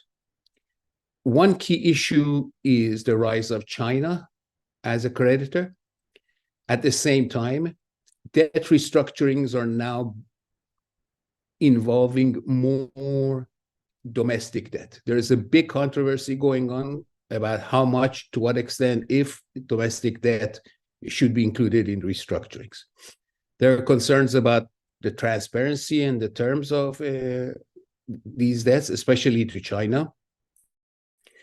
And it is very clear that the debt restructuring frameworks that we have right now, Paris Club Common Framework, which I'll discuss a little bit more, are not working well. Debt sustainability analyses are more speculative, especially because we don't know, for example, where pandemics are going to take us, where climate change will take us. But also there are considerable questions about how the IMF does debt sustainability analyses for low-income versus middle-income countries. Overall, restructurings have become much more difficult and slow. And at the same time, in countries where there has been debt restructuring, the amount of relief has been quite inadequate. For example, in Sri Lanka. Next, please. A key issue is the G20 Common Framework. The G20 was essentially has been in a framework for dealing with countries' debt to official creditors, and that is low-income countries. It was not really designed for dealing with private creditors, okay? It does recognize the need for write-offs, but it's very slow in doing so. One key improvement is the use of creditor committees. However, the extent of the involvement of the privates, the extent of information exchange with these creditor committees is still inadequate. Okay. There have been some progress, including in the three that are in the bottom, and a little bit on Ghana. Next, please. What can be done globally? There's a debate about how to toughen up or not the IMF's lending into arrears policies and financing assurances, whether to use debt repayment standstills, whether to have more effective creditor committees, including the private sector, for example, whether they should meet simultaneously rather than sequentially. These are some open questions. Of course, the recent establishment of the IMF's and the World Bank's debt roundtable is a positive step in this direction. Next, please. Now, where do we stand? In my opinion, there are two serious countries in serious trouble: Egypt and Tunisia. arguably, Tunisia is unsustainable, and arguably, Egypt has a very, very large liquidity problem. The IMF Fiscal Monitor produces a list of countries' gross financing needs. Among the middle-income countries for which they do report data, Egypt has the largest gross financing needs in the world. Okay? Part of the problems is that Egypt has an unsettled economic contract, political contract, which still has a highly army and public sector dominated economy, stifles growth. They've wasted much foreign exchange reserves on defending a stable exchange rate. Tunisia is somewhat different. Tunisia made considerable progress with regard to democracy after the Arab Spring, but it's gotten stuck. It's a very frozen, somewhat political process, especially with the president's new policies. At the same time, it has arguably the most powerful labor union in the entire Middle East, North Africa. I'll discuss the next when we look at the tables. Now, the geopolitical, excuse me, don't go back, please. Thank you. The geopolitical and economic setting is very difficult. Okay? The markets are getting more unfavorable. Interest rates are rising. Oil exporting countries of the GCC are less willing to write checks unconditionally. For example, in the case of Egypt, they're asking for serious reforms and IMF programs. The IMF review programs with both of these countries are stuck. Okay. Now, of course, Egypt's situation has become much more difficult now because of the ongoing war, interruptions in the supply of gas, which is now a big source was expected to be a sizable source of foreign exchange reserves in its balance of payments, which is now under question. Of course, there is hope that, at least they have a hope, that one day the current situation in the Middle East will become a reason for greater consideration by the IMF and other creditors, and perhaps debt relief. Okay. Of course, all of these, has been discussed by others, is coming because much more money needs to be spent on climate change and, of course, SDGs. Now, on the composition of debt, government debts are as you see, okay, with Egypt having a large one. Of course, Egypt, as you will see in the next chart, next table, has a considerable amount of domestic debt. The temptation there is to deflate it, okay? Tunisia has large debt, but more importantly, it has large total external debt. By total, I mean both private and public.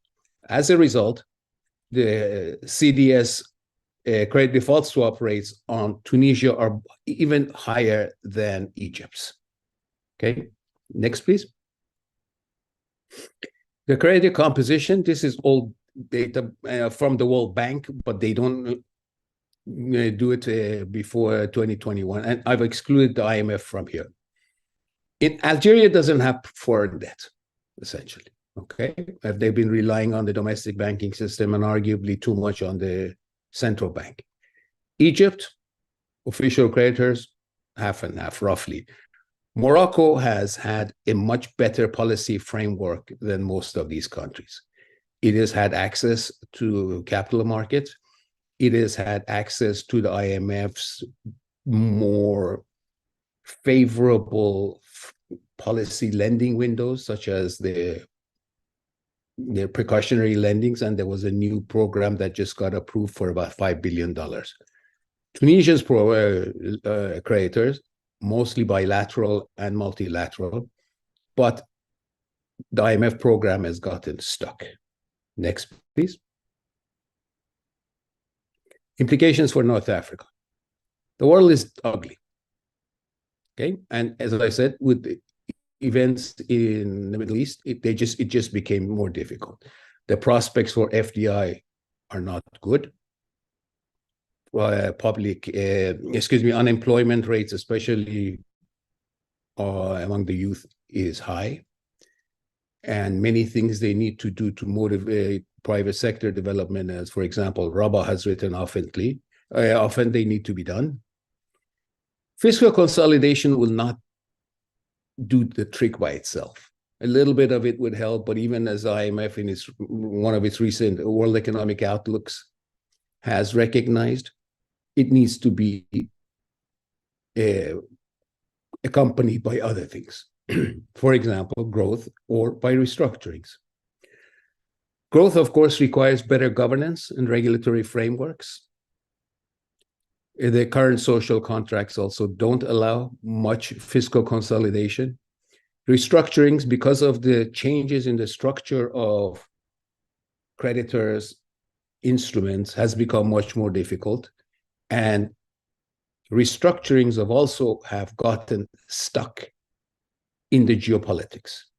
Although China is not a big creditor to these North African countries, it has been helpful in regard to Egypt in one of its recent IMF programs. It's not a big issue, okay? But given the politics of these countries, especially Tunisia and Egypt, I suspect there won't be progress in putting their house in order, so they may need to move toward preemptive debt restructuring. Now, before I go to settle some scores, I recognize and agree with Amandine, who said we may need debt restructurings, but at the same time, I differ respectfully on some of the other suggestions, such as gold return to gold, etc. And I would also would like to temper passions about the possible and adequate issuance of SDRs. On what Martin said, I very much appreciate the technical work and the background he did. However, at least with Egypt and Tunisia, the problems are more than liquidity. There are certainly liquidity problems, especially in Egypt. And I recognize that Martin was not speaking just about these countries, but also entirely about Africa. But in these two countries, the problems are just deeper than liquidity. Thank you very much.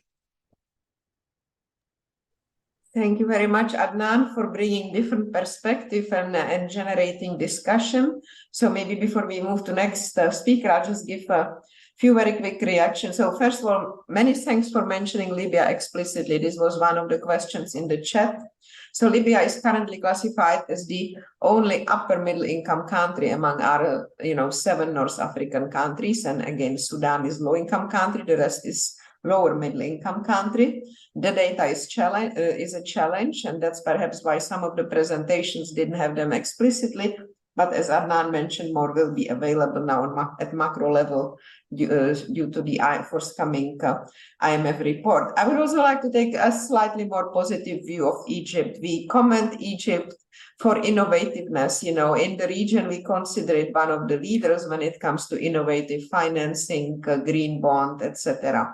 Of course, I mean, that needs to be accompanied by prudent structural policy, but we also have to recognize the living crisis of generation that the country has been facing, the food pricing rising. Egypt has been more impacted than others, etc. So you mentioned the social context. So that would be one, and I still think at least until recently, Egypt had pretty good access to borrowing from Gulf countries. So when we say they had highest gross reserves or whatever, gross domestic financing needs in the world, some of them, at least until recently, but perhaps this has changed in the new context, would have been financed by the Gulf countries. But we are in a new territory, so this was a minor comment. So, but yeah, highly appreciated, and again, stimulated discussion, because this is slightly different views than we had.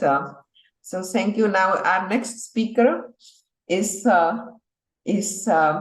Mohammed Al Mokhtar, who is a director at ESCOA of the Shared Economic Prosperity Cluster, which is a very broad title under which pretty much everything fits, but I understand macro and public finance are the special areas. So over to you, Mokhtar, please. And we will talk about some innovative financing that countries have adopted and some of them are, including Egypt, are aspiring to adopt. So please. Thank you. Thank you very much, Susanna. The Shared Economic Prosperity Cluster is, with the reform of ESCOA, we had the substantive divisions being called clusters and changed their names. So the Economic Development and Integration Division has been changed to that name, Shared Economic Prosperity. That being said, well, we have listened to the challenges of debt in the in Africa and also in the Middle East, North Africa region. ESCOA comes up with an initiative, a debt swap initiative that I will be pleased to present very, very quickly, since I see that you have a constant time since you are running late in the schedule. Go ahead, next slide, please. So we will talk about need for solutions, since we have seen the challenges. We'll talk about the issue of debt swap as a solution and its benefit, but also some of its limitations. And we will talk about the initiative of ESCOA, and we will talk about the benefits of it, and then the milestones in operationalizing the ESCOA initiative. Next slide, please. So as you see, and as the previous speakers have underlined very clearly, the external liquidity remains a major challenge for our member states, particularly the middle income ones, but also the low income ones. And therefore, as you see the impact on the fiscal balance and the current account balance in the middle income countries and the low income countries. Next slide, please. So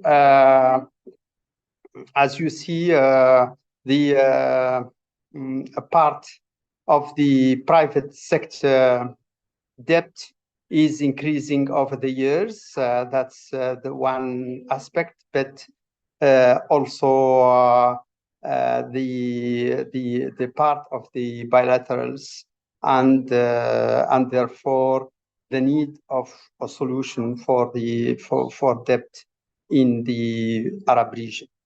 Next slide, please. Now, therefore, when thinking about debt swap, we know that debt swap is a solution, but it has to be tailored to the needs, and therefore ESCOA has presented a debt swap on a particular issue, which is on climate change. So we have selected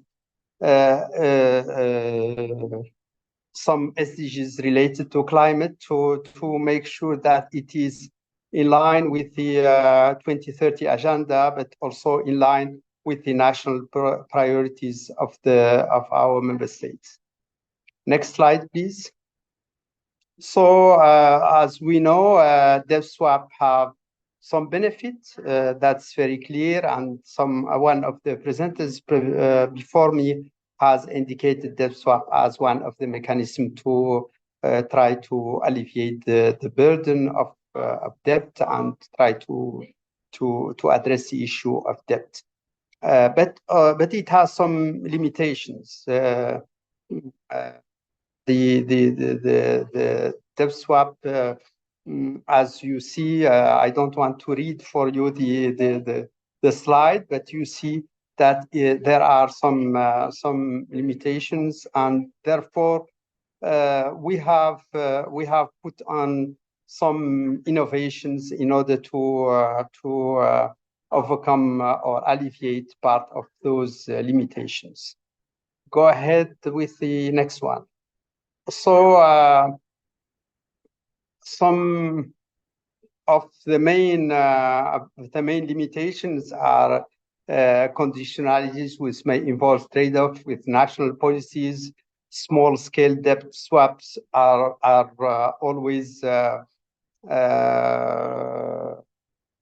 posing some difficulty with the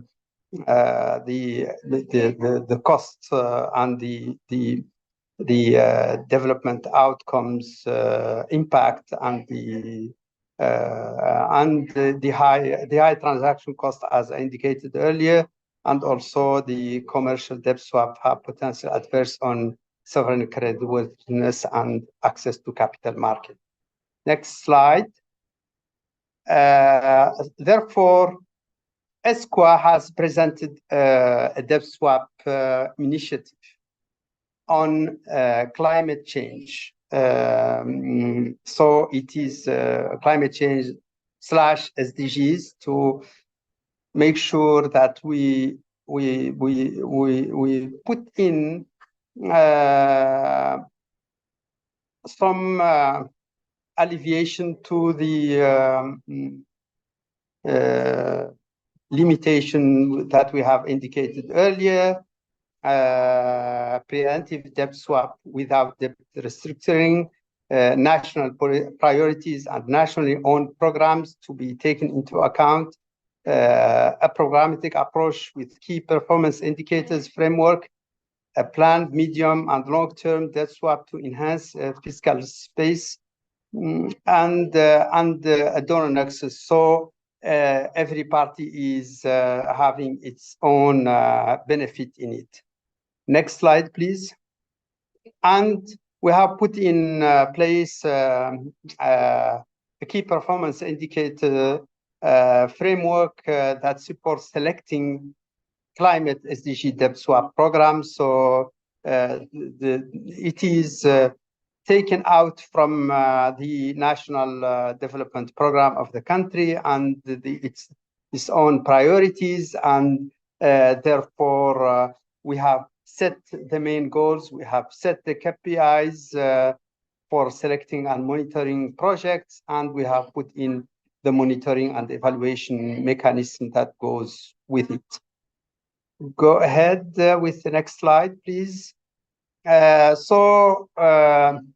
Once we have agreed with the country on the debt swap mechanism and the country has owned the mechanism or the program, then we have operationalization steps, goes from the goals of the assessment of vulnerabilities and national priorities to make sure that we have set some goals and some specific assessments along the road, and the necessary consultations in putting in place the whole framework of the debt swap.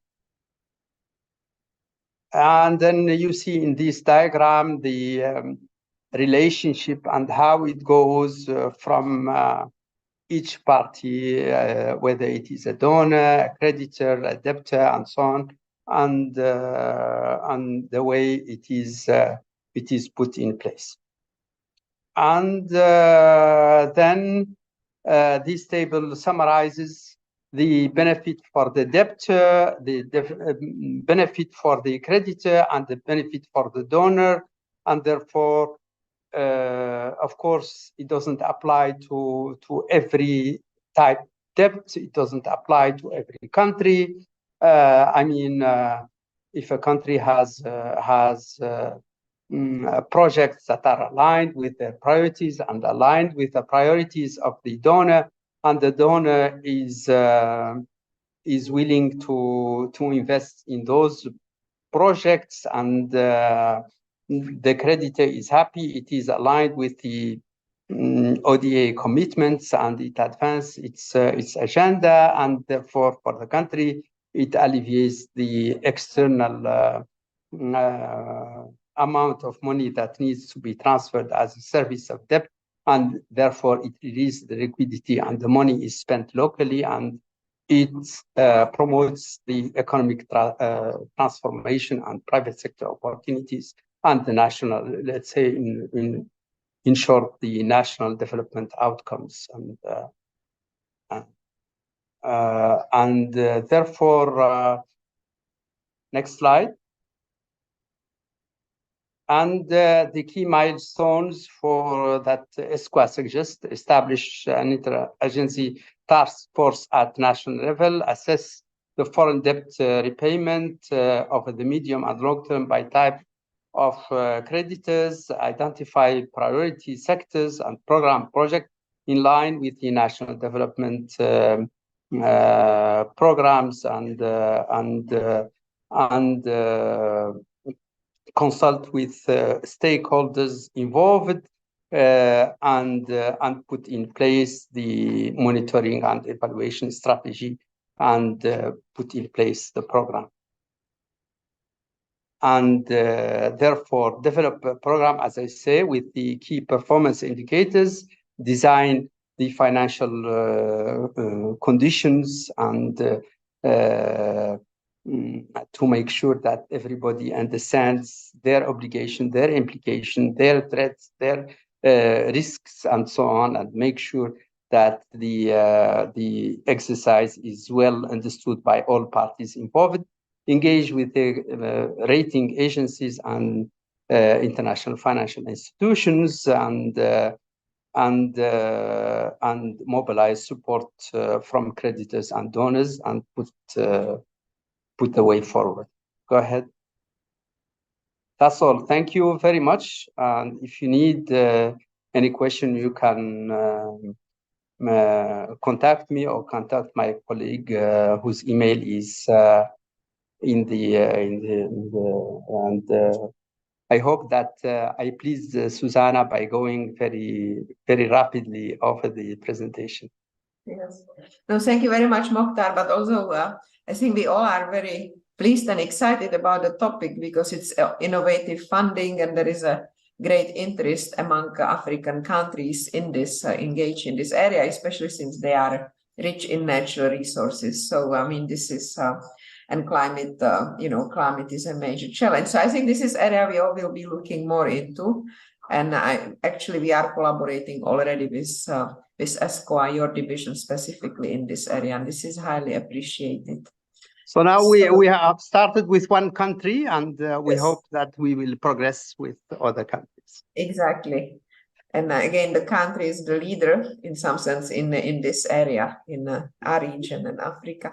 So last but not least, Anthony Simpasa from African Development Bank. He will summarize for us some of the key issues and perhaps also take a look forward. Anthony is the manager of the macroeconomic division and forecasting division, of the division in the African Development Bank. So over to you, Anthony, please. Very happy to have you with us and looking forward. Thank you, Susanna, and good afternoon, colleagues.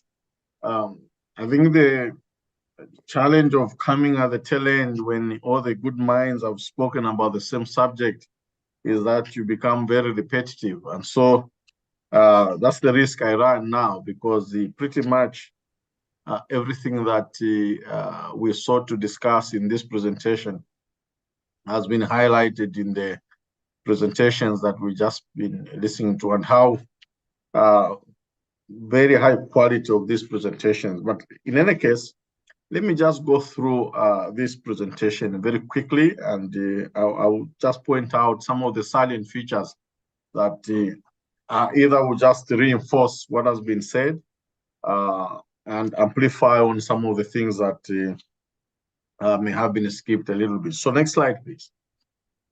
So pretty much the outline is essentially a standard one from what we've listened to already. So I'll not bore you with this. We can go to the next slide. Next slide, please.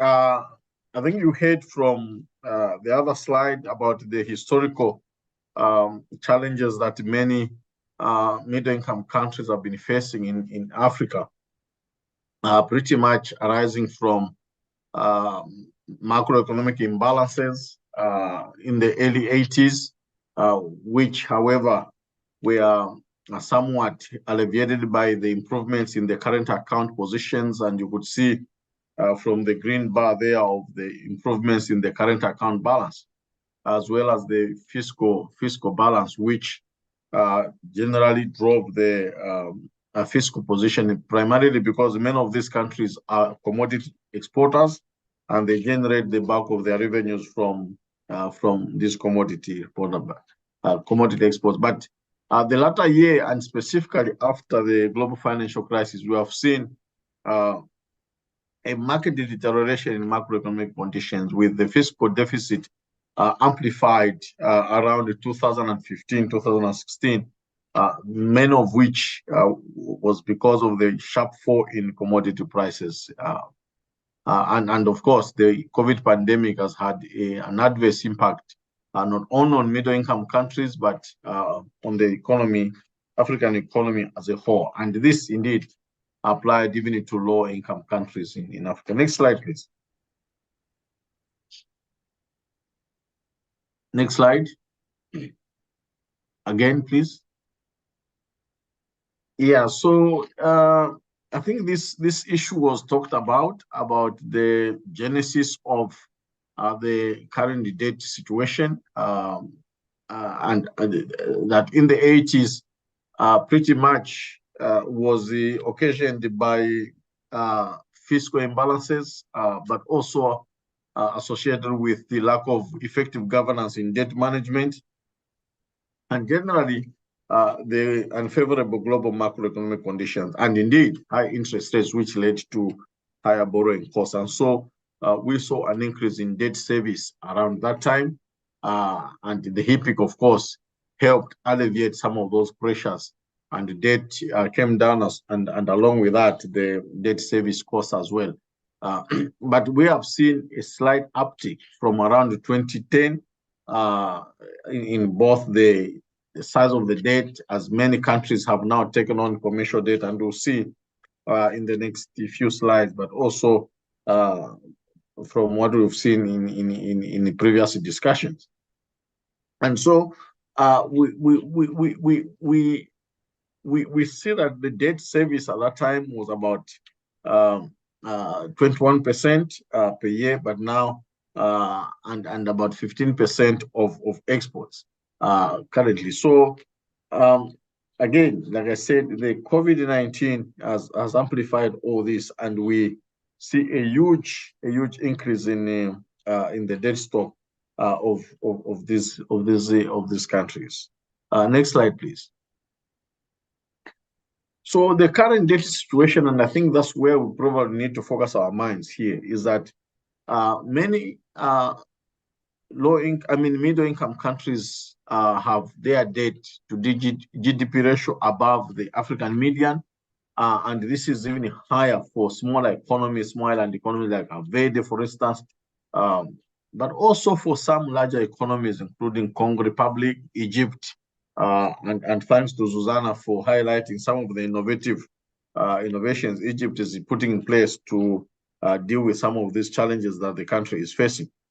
But suffice it to say, what this shows is that it reflects the diminishing sources of financing domestically, but also from bilateral lenders, and we'll see in a moment, which has drawn many of these countries towards accumulating more debt. And you'll see in the composition of this, the next slide, please, that there's a shift now towards the private debt, which of course complicates matters altogether because it's costly, and also it presents challenges in terms of restructuring, as the latest news from those countries participating in the G20 framework, Zambia in particular, have highlighted the challenges of this dealing with the private debt. So you see that as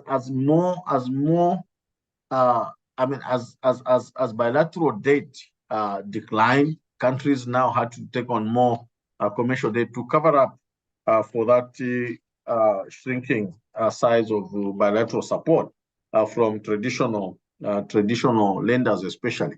And of course, much of the newer debt in recent years has come from China. You see in the next slide. Next slide, please. Has come from China, which has taken up a slack of what other countries that have reduced their lending to Africa, and this highlights also the rising challenges as we have seen on how to deal with the opacity, but also the complications and the transparency of the debt that is coming from non-Paris Club members. And as the conditions in the global environment become even more unfavorable with the tightening of global financial conditions, the debt burden is likely to increase. Next slide, please.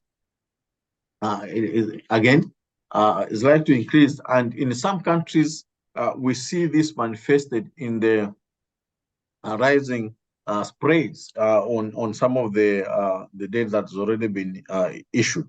I think there was a chart that I liked in the previous discussion, which essentially underscores this point that the borrowing cost and the rising spreads is showing the deepening vulnerabilities of this state. In some cases, for instance, the spreads have increased by more than 2,000 percentage points since the mid of this year, which just highlights the difficulty in which most of these countries find themselves in. And with that, the debt service for instance, 13 MICs has increased from about 10% between 2015 to 2019 to about 13% currently. And this, of course, does indicate that much of the resources that these countries are generating domestically is now being devoted to servicing public debt. And the implications are very clear if we relate this to the previous section on human capital development. It means that fewer and fewer resources are being devoted to investment in education and health, and the implications on long-term growth are pretty much very well known for all of us. Next slide, please. Here is just to highlight where the increase in the debt service has been highest, and you could see it's mainly in Gabon, Tunisia, Egypt, and Congo Republic, but of course in Cabo Verde as well. So these are the countries that have recorded an increase in their debt service requirements between the two periods that you see there. And we just between 2000 and last year and this year, we see an increase from about 10.9 billion in debt service last year, and which is likely to increase to a little over $11.5 billion for these 13 MICs. Nigeria alone is projected to spend about 3 billion in bullet payment just in this year, and Angola close to 7 billion. So the numbers are huge.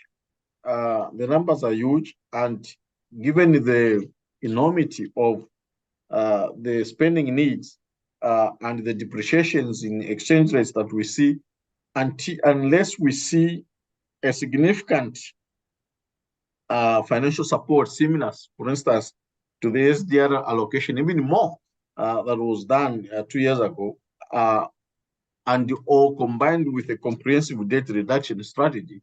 But given the complications that we have just listened to, none of this is likely to materialize, at least not in the short to medium term. So we anticipate that these countries will continue to face huge financing challenges, huge debt vulnerabilities. And I think what is the key is now to rethink the strategy of how to support this country. Someone mentioned, is there a need now to go back to DSSSI? I think that's the conversation that has been ongoing now, and I think many people are realizing that until there is something similar to the DSSSI, countries may continue to struggle. Next slide, please. It's just to amplify on the bullet points of the expected debt payments for this year. I just want to talk a little bit more about climate financing and debt, and maybe speaks to the previous discussion as well. Next slide, please. Again, because this, yes. So you could see that climate vulnerabilities have really contributed to a build-up public debt, and it's because that countries that are faced with the climate vulnerabilities and the risks that the climate change has imposed on these countries, is that many of them are being drawn into borrowing to finance their climate actions. But how long this will persist, I think, is something that we now need to, start discussing, because the climate financing needs are huge for Africa as a whole, estimated at about $2.7 trillion between now and 2030, I'm sorry. And you see that the debt to GDP ratio for countries that have a huge financing needs are also those that have huge financing, a huge debt to GDP ratio. And for middle income countries, there you could see Egypt, Tunisia, Morocco, Gabon, and others. It just highlights the gravity of how much more debt can be taken on to finance climate change. How much headroom do these countries have to take any more additional debt to finance climate adaptation, climate mitigation measures, and so on? Next slide, please. Again, so how then would countries borrow more sustainably? And I'll conclude with this: is that there's a need indeed for improved governance, but also improve and strengthen institutional capacity, because this will help us to efficiently use the debt into growth enhancing areas, but also to build on fiscal buffers that could then be used for future debt repayment. It's important, of course, that all the debt that is being contracted must prioritize the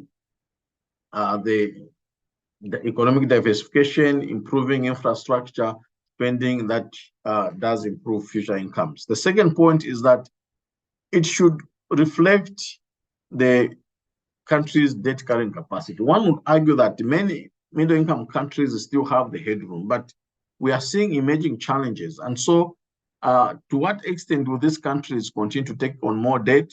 I think what is important, and there was a bullet point in the previous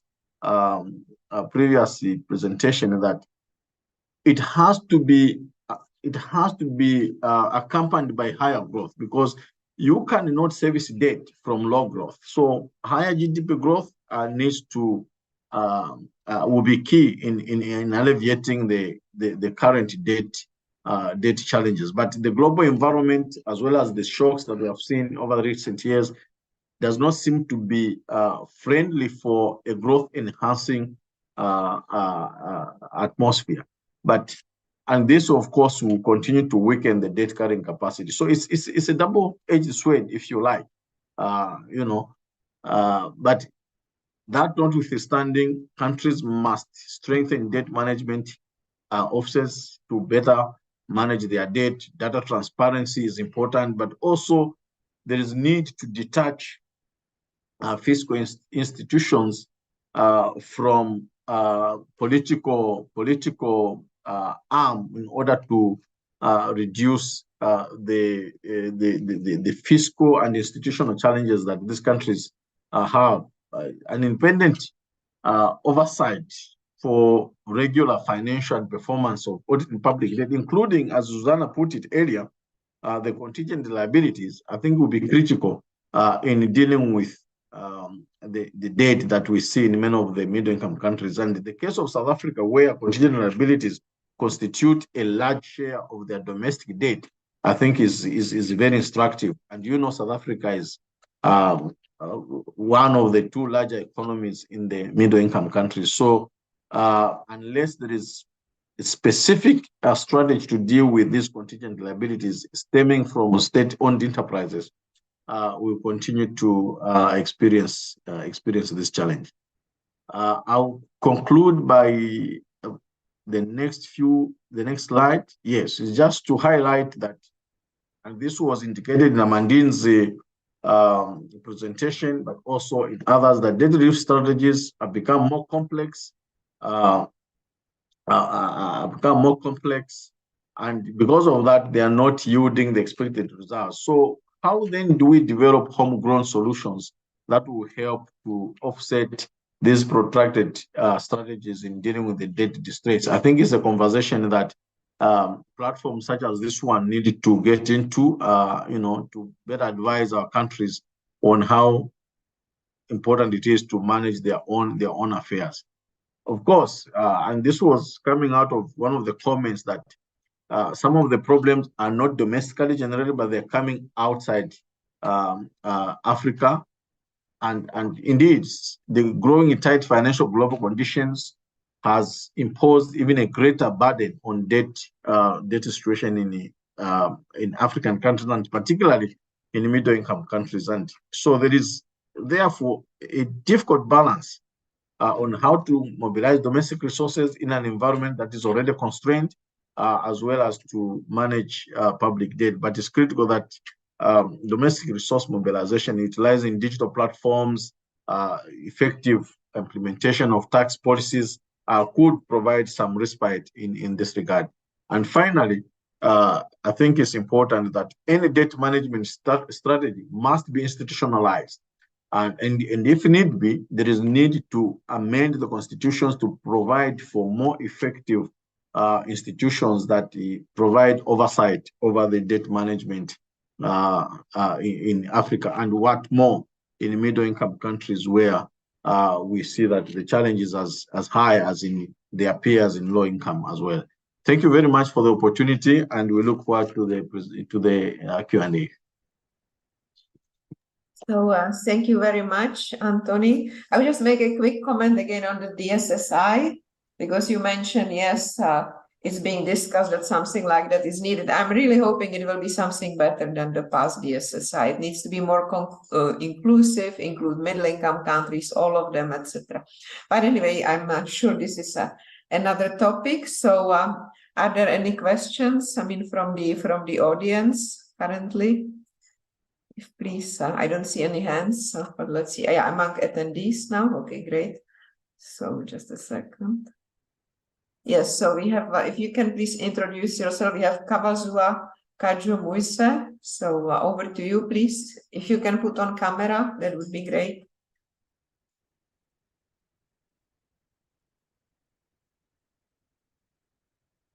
Good morning, good afternoon. Can you hear me? Yes. I'm trying to put my camera on, but I don't have access to the camera here.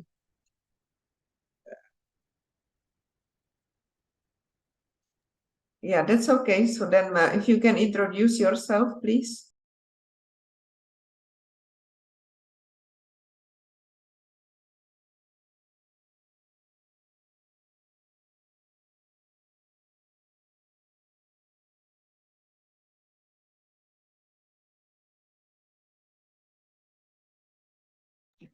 You are muted. I'm sorry. Good afternoon. My name is Kavadewa Kashomuse, Senior Economic Affairs Officer with the UN Office of the Special Advisor on Africa here in New York. And just wanted to thank all the presenters for the excellent presentation. Mine is a quick one. I noticed in the presentation that there are differences in the composition of debt across Africa's middle-income countries. Some of the countries like South Africa, Egypt, and I think Algeria, they rely largely on domestic debt, while other countries have a large share of external debt in total debt. Now, my question is, what explains the differences in the composition of debt across Africa's middle-income countries? And I was wondering whether this has to do, to some extent, with the variation in the size of the financial sector.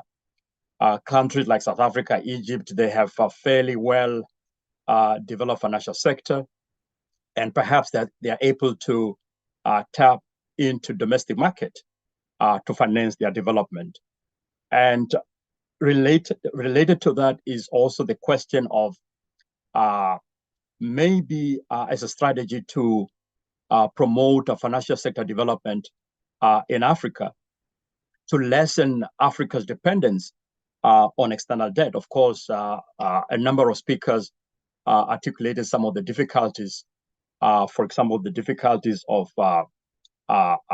securing external debt restructuring, not only because of the growing importance of private creditors, but I think also because of the inherent power asymmetries between creditors and debtors. So I'm wondering whether the speaker could highlight that the importance of African countries developing their finance sector, developing domestic debt markets as a way to lessen their dependence on external debt. Thank you so much. And I will be grateful also if you could share the presentation with us. Thank you. Thank you very much for this contribution.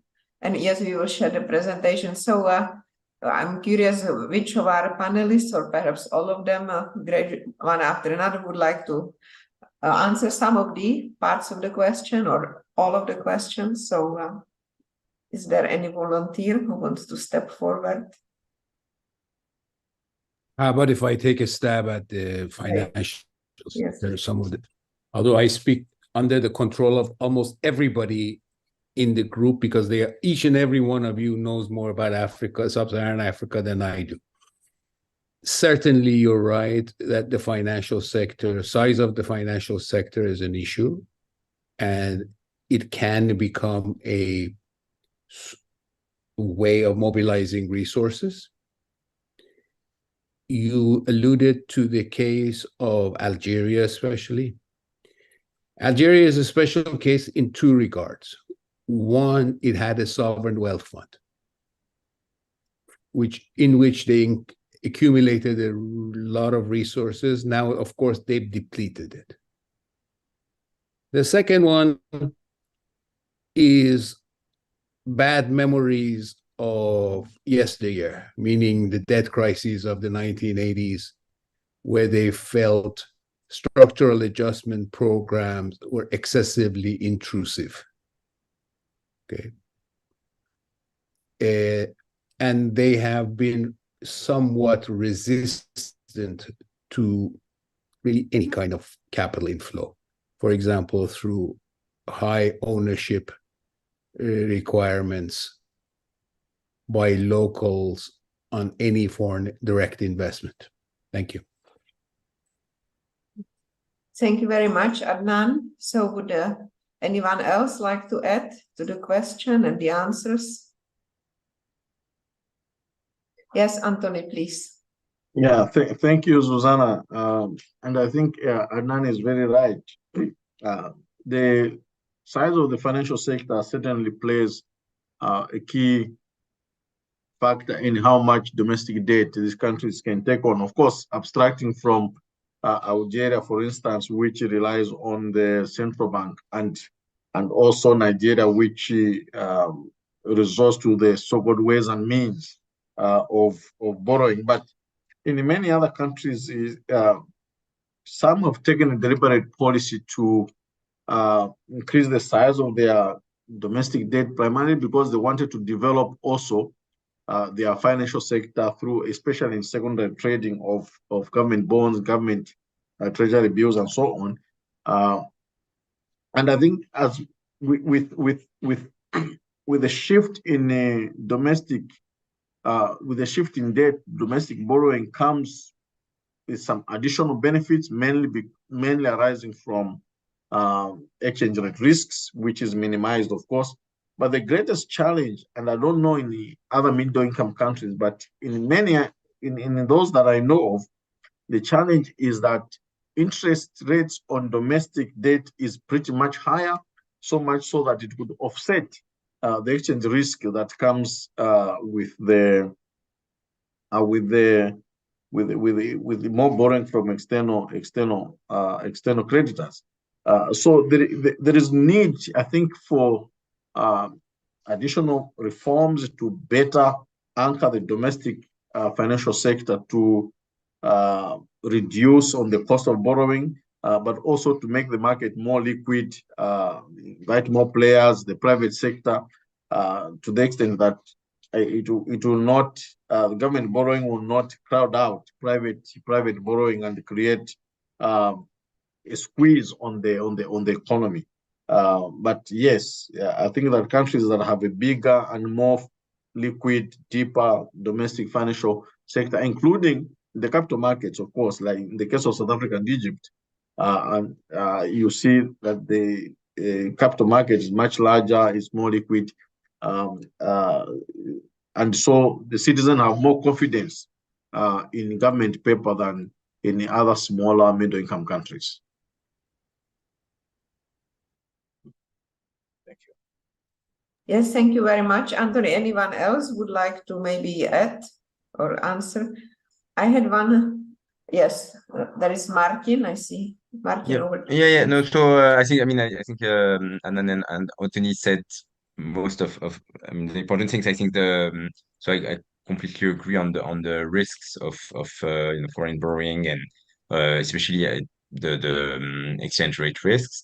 Maybe I think we can also, while agreeing on the benefits of domestic financing, there's also the risks that have to be taken into account. This example of Ghana, where the pension funds, banks, and also private savers bought a lot of government debt, and where the debt was restructured first on the domestic holders of the debt. Actually, so the domestic debt, including domestic holders and foreign holders. So I think the issue is that in many of lower income, lower middle income countries, the savings rate is pretty low, and so you have to import capital from outside.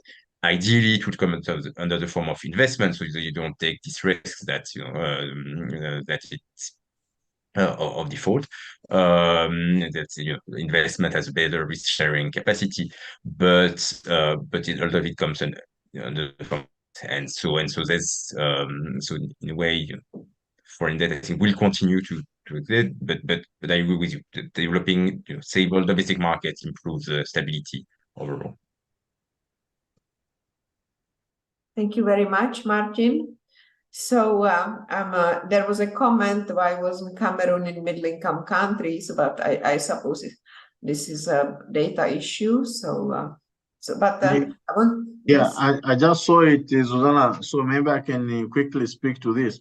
I think what we have used in our presentation is using the list provided by our colleagues in the bank that use this classification for countries that borrow on the ADB window, the African Development Window, which is a non-concessional window of the bank. And Cameroon is not eligible for now, which essentially means that by the bank's classification, Cameroon is not a middle-income country. Maybe it's using the World Bank classification, which is different from what the bank uses. And our presentation is based on the bank data. Okay. So thank you for this clarification.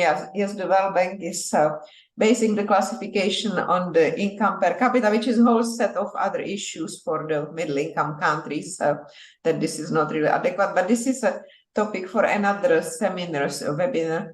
Amandine, would you like to add something? Mokhtar?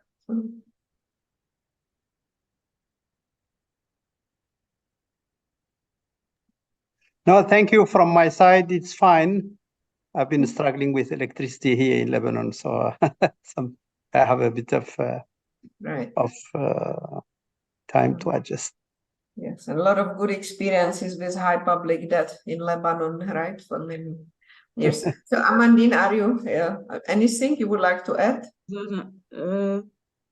I have not much to add. Just to add that we should also be careful about the rising domestic public debt, because it's as I said, it's a major risk to comprehensive public debt management and sound macroeconomic performance. And we know that this large domestic debt can crowd out private investment, as they say, through interest rate channel, but also they can also have cost burden to financial sector. So I think this country need to be careful of the contracting more domestic debt and external debt. It has to be balanced somehow. Thank you. So thank you, Amandine. So that brings me to a comment I wanted to make on the question we received. So there was a comment or a question from the special advisor office is the imbalance of power between debtors and creditors, right? So there is a lot of information that countries have to provide when they approach the markets, but there is actually relatively little and sometimes really very limited information on those who loan, right, the debtors. So and this complicates the debt restructuring, because as Adnan said, then the debtors are much more fragmented and it's difficult to find some kind of a consensus. And of course, what Amandine is saying among domestic debt applies, especially there. But we know also with some new emerging market borrowers, this has been issued, the transparency. So on that, if there is no other question, anyone else would like to have a question to either of the panelists from either segments? I think most of them are still with us. Or any other comments? If not, I mean, we have already, unfortunately, but predictably somewhat exceeded the time. So maybe I will summarize just a few points that we are taking also for our work going forward. So we had on the first, the human capital. I think the links are clear. Anthony mentioned the debt management capacity. Well, that needs skills and human capital and definitely evolving skills. So the links are clear. But the comment was, let's focus on skills for the future, especially. And then address new forms of education. And there, of course, technology impacts how we teach, whom we teach, and what we teach. And I thought particularly useful comment was also whether the rest of Africa, because North Africa is part of MENA, can fall into this middle income trap earlier, meaning will our countries be stuck at the lower middle income country? And as Karima said, what can be done actually in run up to this stage as low income countries? Can we start transitioning to better growth drivers? Then from the debt segment, I mean, what we heard is that the liquidity right now is a key issue, given the really elevated borrowing cost, and it's higher for longer, which will impact everyone globally, actually. Then we heard about usefulness of the prevented debt restructuring, not to wait too long. And then, of course, the innovative financing is very important. But I also agree that innovative financing with caution, because Ghana innovated among low-income countries before it became middle income in 2010 with the sovereign bond, first country in the rest of Africa other than North Africa approaching. And we know today, I mean, the situation has got out of hand, or actually it's now being repaired. So the innovation is great, but of course in the context. So I don't know if any of our panelists or anyone else would like to say some final remarks.